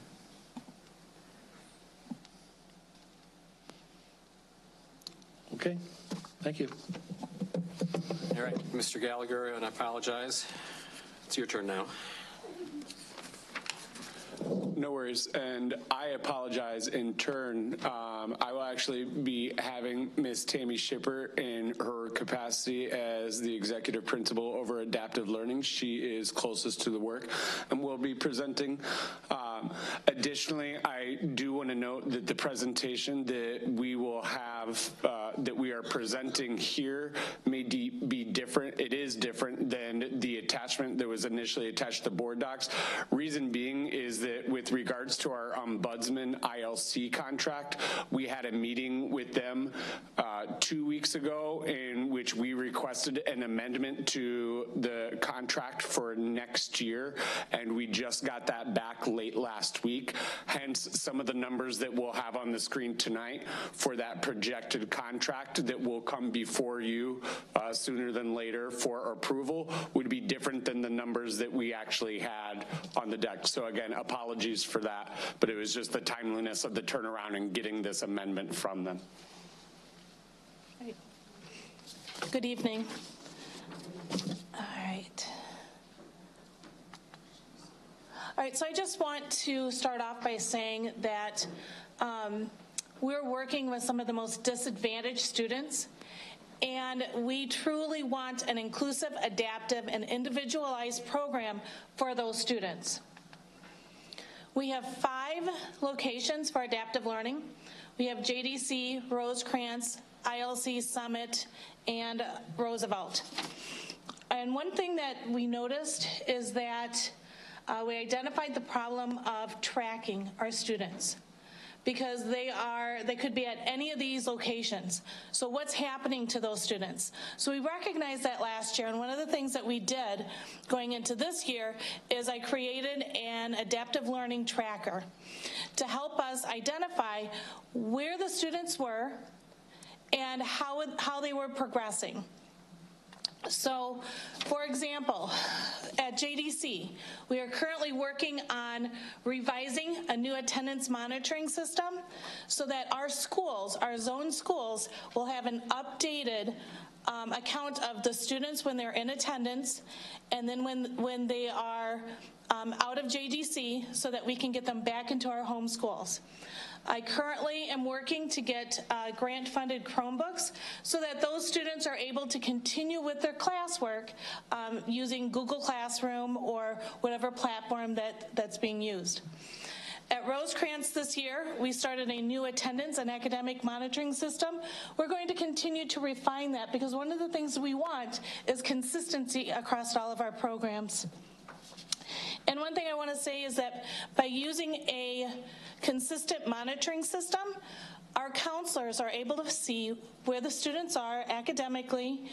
We can track the attendance and their behavior.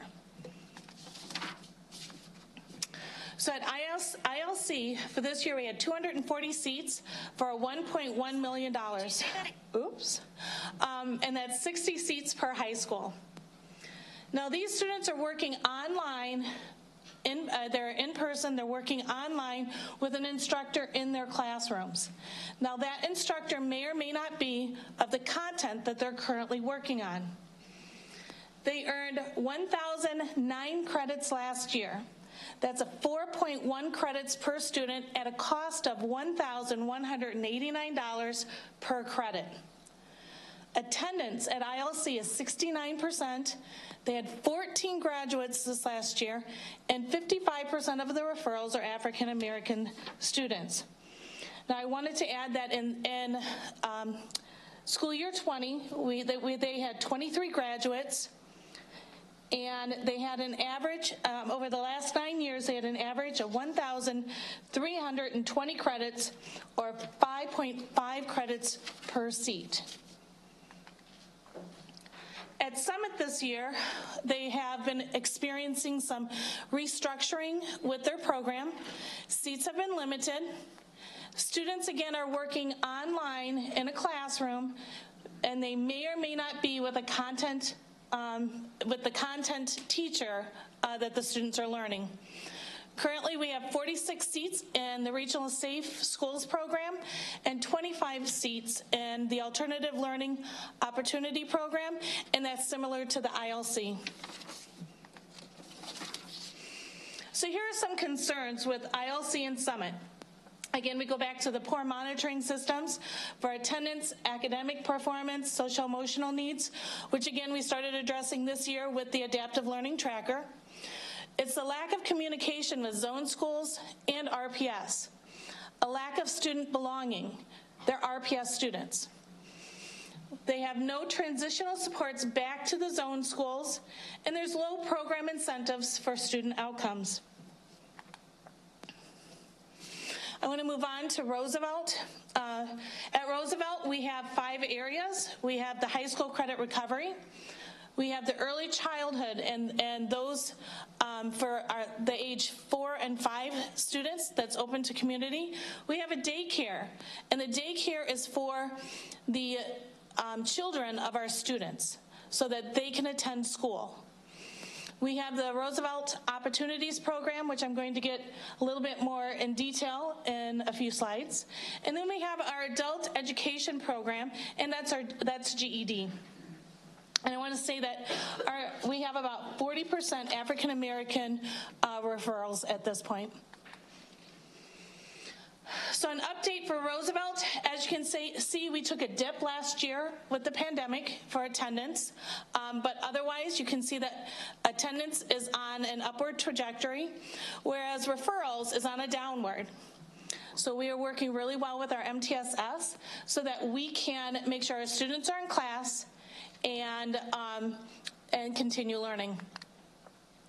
Again, took a dip last year with credits earned. We are projecting this year that students will be earning a lot more credits. And then with our high school and GED graduates, you can see up until the pandemic last year, we were on that upward trajectory. All right, Roosevelt's Opportunity Program. We have had, ROP for short, we have had it since 2016. This year, what we noticed is that we had students that needed more. And so we looked at how can we address those needs. So we began expanding ROP. And students have been enrolled, once we receive the referral, students are enrolled within 48 hours, within 2 days. They are back in a classroom. It is remote. However, they are meeting face-to-face with teachers. It's not like they're doing a check-in. They are receiving instruction within 2 days, whereas if a student were to go to either Summit or ILC, they could be waiting at least a week, 2 weeks, or a month to get a seat, whereas with ROP, it's almost immediate. Currently enrolled in the short-term program, I have 171 students. That's in the high school and middle school, 82 students. Parent contacts. Parents have been very supportive because they want their students learning. They don't want them sitting at home. They want them to get the needed supports. And then for our long-term program, and these are where students may be on an EIA, they may have some other needed supports, and they are going to be with ROP till the end of the school year. We have about 30 students right now in the high school, and I have about 8 more students starting next week. For credits, what I want to talk a little bit about is our first semester. Is the nice thing about ROP, it is competency-based. So let's say at the end of first semester, if I had a student in ROP that wasn't quite done, instead of giving them an F, I could continue. My teachers could continue working with them so they could get those credits. I had 74 students that earned 107 credits that they may not have earned in a traditional classroom. At ILC and Summit, we had 64 students that went there before the end of the semester. I have no data right now on whether those students earned any credit from that first semester. But I can tell you the ones that stayed in ROP, they did earn credits. So how does it work? Students are working 2 hours asynchronously each day. They receive 3 hours of synchronous instruction. And again, I want to go back to, it's not like they're just checking in. It is, they're on a Zoom call, they are with a content teacher, and those teachers are providing instruction to the students. They have individualized learning plans. They work one-on-one with a counselor on transition plans because we want these kids back to in-person, right? Because we know that's best for them. But sometimes they need to take a step back from where they are at a home school so that we can provide them with support so that when they go back to a home school, they're successful. And again, I go back to it's competency-based, just like my day program is, and they progress at their own pace. So why expand? Why should we continue to expand ROP? It's because it's minimal disruption to learning. We can get kids back into learning within 2 days instead of waiting. We have a closer monitoring of student performances. We have a higher quality of instruction. It's RPS teachers teaching our students. We have a robust wraparound services for students and families. Again, families have been very supportive of this program. I have a counselor and social worker services and established community partnerships. Along with Roosevelt has a demonstrated track record of success. We are continuing to refine our processes, and we are getting student results. So how will adaptive learning placements change? We had revisions. Jen Lawrence went over the Student Code of Conduct. And you had, so far this year, I believe you've had over 300 students come up for an EIA or expulsion. According to the new Student Code of Conduct, 121 students would have been able to remain at their home schools. We're also looking at extended day opportunities so that there's more credit recovery at the home schools. And of course, the traditional Roosevelt Day program, where we will continue to work with students that have deficient credits, poor attendance, nonviolent behavior concerns, and EIAs. At ROP, this program will be serving those students waiting placement in a Roosevelt Day program. It could also be awaiting board-affirmed EIAs or expulsions, and we can also service some EIAs. At ILC for next year, we're looking at students that have EIAs for violent behavior concerns. At Summit, again, we would continue to use them for the middle school EIAs and for students that have been expelled from RPS. I just want to touch on the ILC Tier 2 PDSA. As Mr. Gallagher talked about, reducing the seats for the 22-23 school year to 150. ILC is going to be incorporating more project-based learning opportunities and advisory time to address students' SEL needs. Now you can see that from the projected contract to the amended contract, there's a savings of $291,500. A base package for the Roosevelt Opportunities Program, or ROP, is, you see the staffing for general education and special education teachers, the site manager, counselor, parent liaison, Rosecrans Counseling, which we already have a contract for, an office professional, and the ROP base package would be $252,184. How are we going to measure success? Again, I go back to tracking student data. We want to know where the students are. So we're going to be looking at student retainment and transition back to the home schools because we want them back to in-person, but by providing them with the supports to be successful. We're looking at attendance, behavior, credit attainment, and SEL services provided. What questions do you have?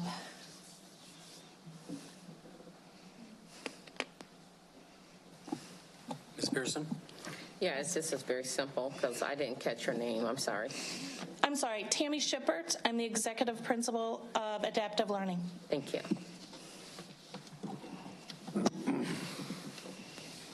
Mr. Connor?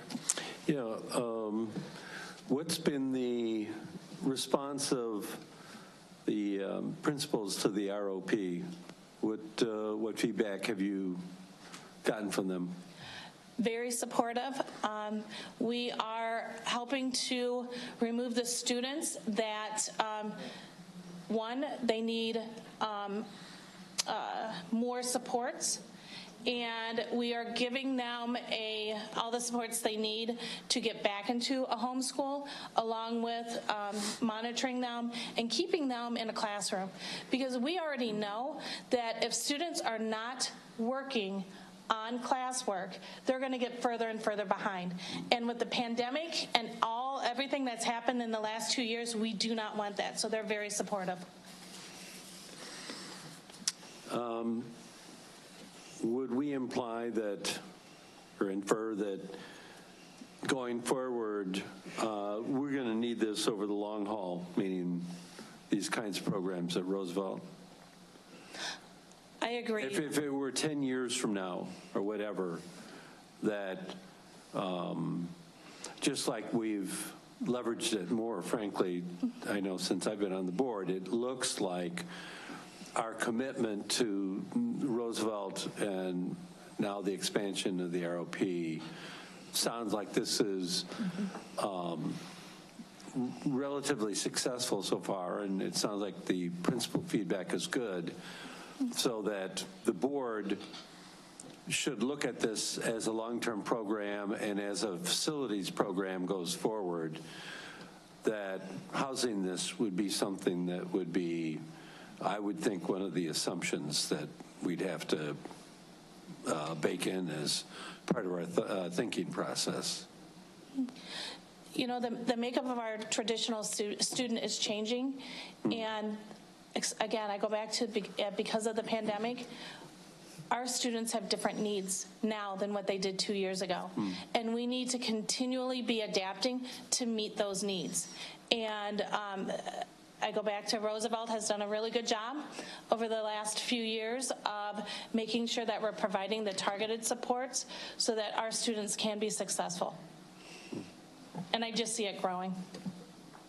If I may add, I think it's also being more intentional in terms of understanding what is the profile of our candidates that are being outplaced and what is the appropriate placement for them based off of their profile. So if you look at ILC, for example, the referral process to ILC is two-pronged. On one hand, you have students that are on an EIA that may get placed at ILC, but you also have those, when we refer to those 60 seats that each of the high schools have, that could also be for a Tier 3B referral. A Tier 3B referral is for students that are deficient in their credits, have behavior concerns, or have attendance concerns.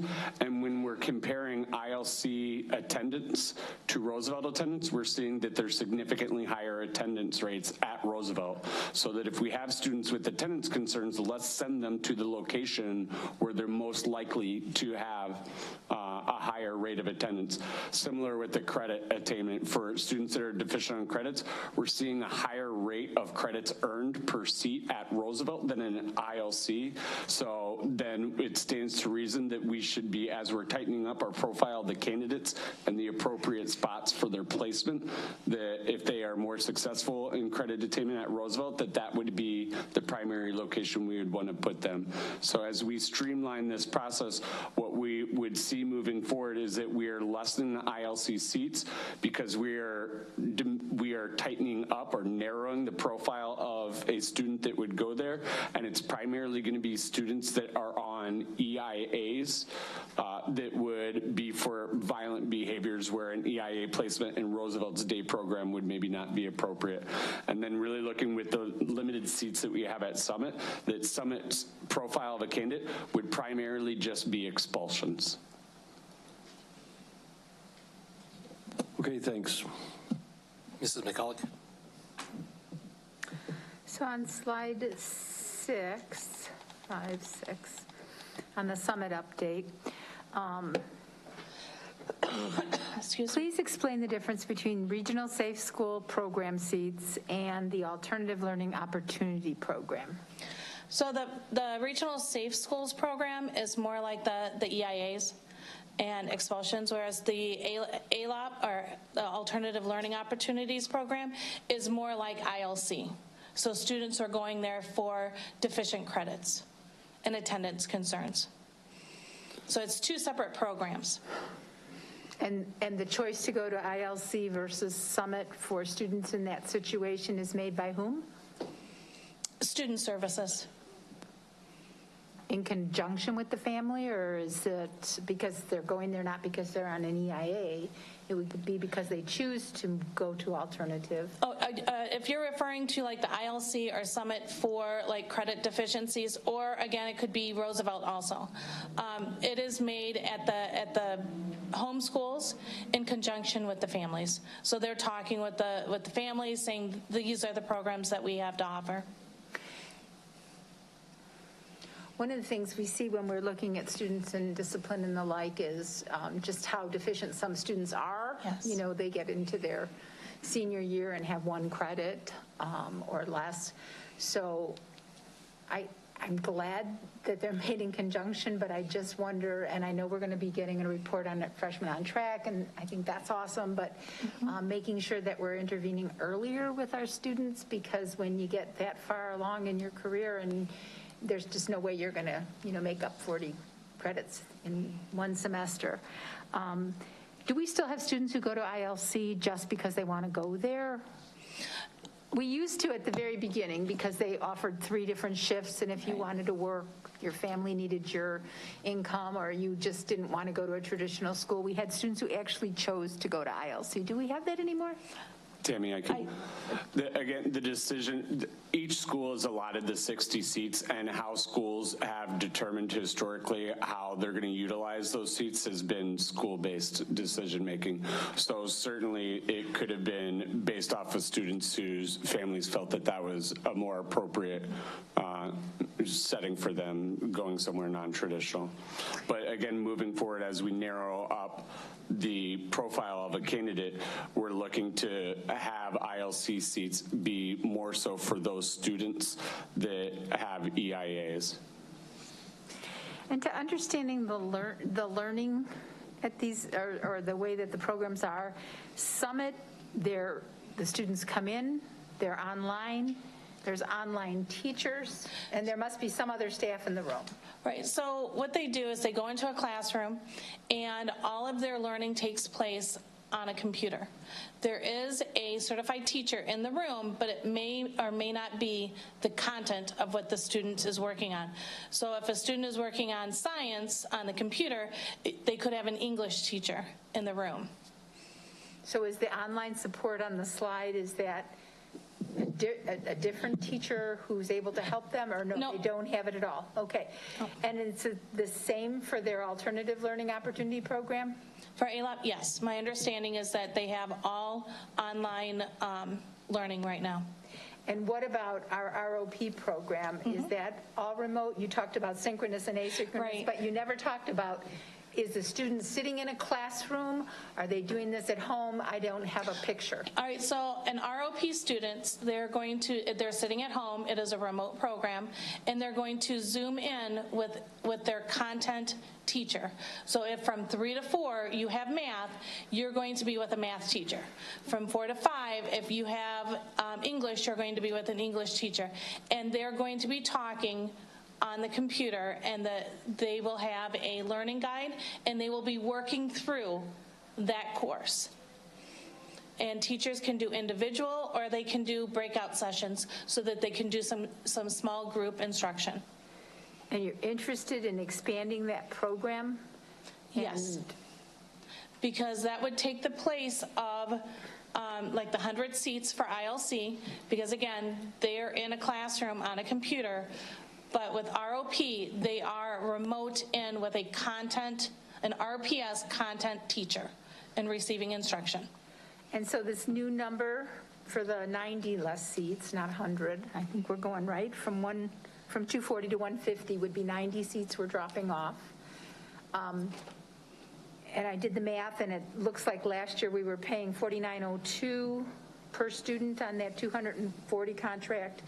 And next year we'll be paying 5,950. That is correct. And so they're increasing us by 25% because we have less seats?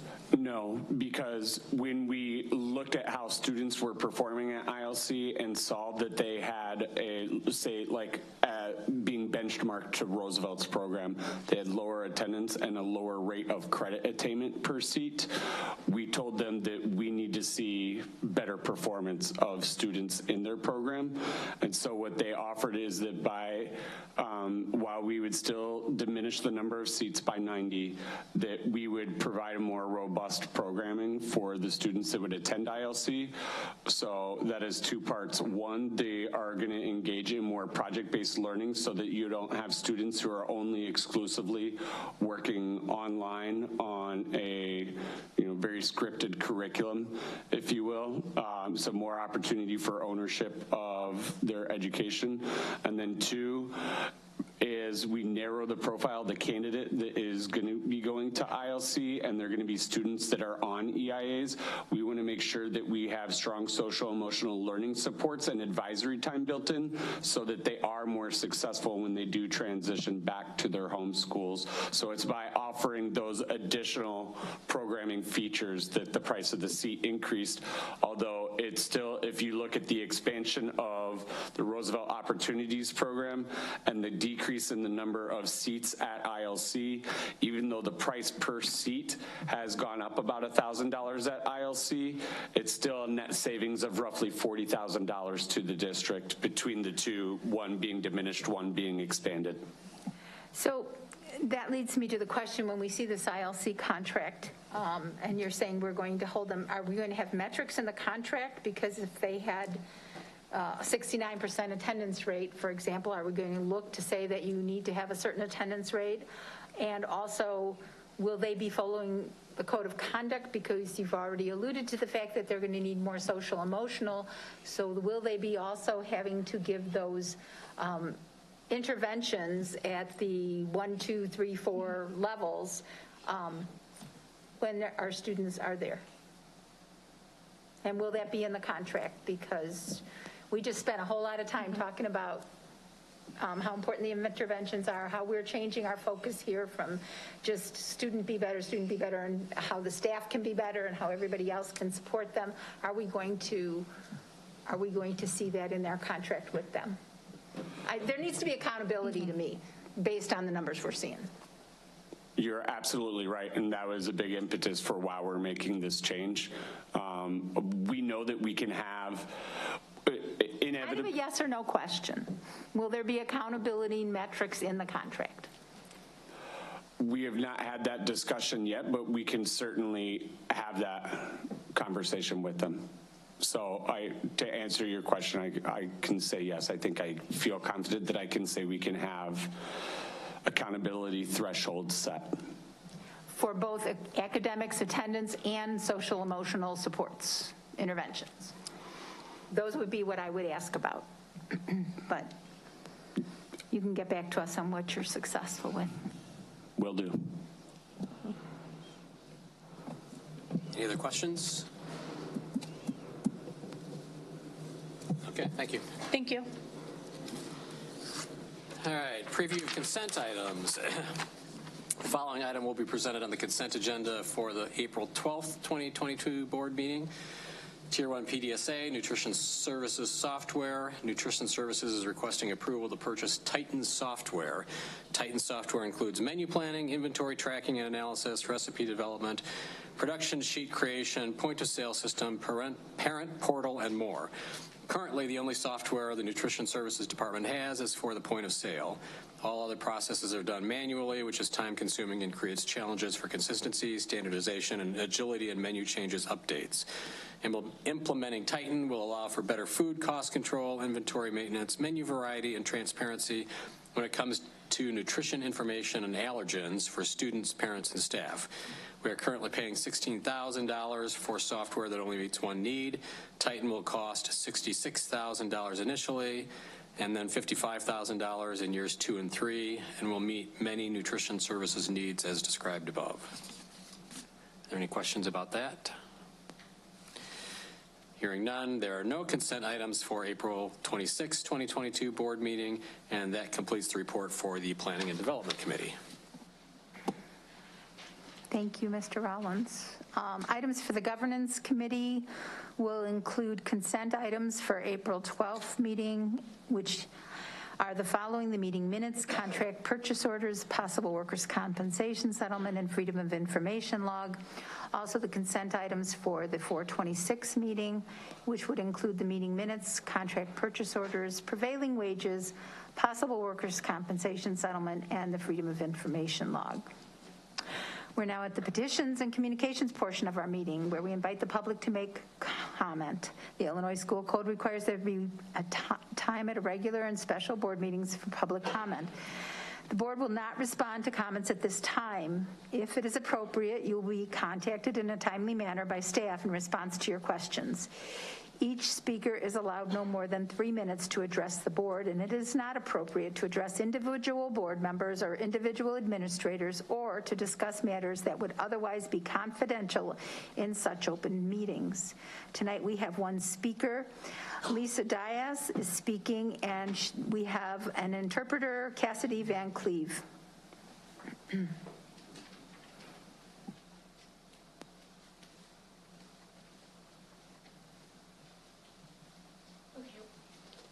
Which button needs to be pressed? I can help. Hello, can you hear me? Are we clear? All right, about 3 minutes. Okay. Good evening, board members. My name is Lisa Dyer, and I work for RPS as the school counselor for deaf and hard of hearing. This is my 9th year, so I've been here since 2013. I have 17 years under my belt. I have 17 years as a school counselor for deaf and hard of hearing. And then I have 54 years of being deaf. And this is why I need to use the sign language interpreter, because I'm deaf myself. I'm here today to talk about my thoughts about terminating my position as a school counselor for the deaf and hard of hearing.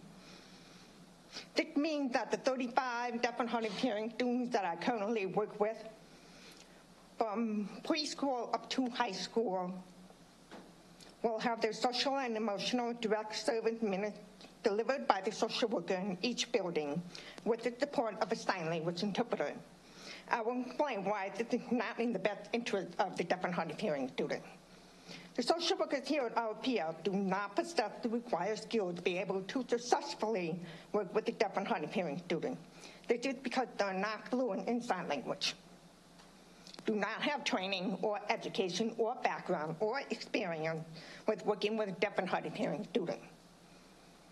Many of our students do not talk, do not use assistive devices, and their IEP requires direct communication with adults that possess the required qualification as stated in their IEP. According to the Individuals with Disability Education Act, IDA, says, consider the communication needs of the child, and in this case, of a child who is deaf or hard of hearing, consider the child's language and communication needs, opportunities for direct communication with peers and professional personnel in the child's language and communication mode, academic level, and full range of needs, including opportunities for direct instruction in the child's language and communication mode. According to the National Association of State Directors of Special Education, Incorporated, the publication titled Optimizing Outcomes for Students Who Are Deaf or Hard of Hearing, Educational Services outline one of the 10 essential principles for effective education of students who are deaf or hard of hearing, indicate that qualified providers are critical to the child's success, and include that without qualified staff and appropriate support services, the ability of the children to achieve appropriate outcomes is jeopardized. NAFDSE also stated that any setting that does not meet the communication and related needs of a child who is deaf does not allow for the provision of free, appropriate public education and cannot be the least restrictive environment. Thank you. Can you tell her her time is up? Thank you.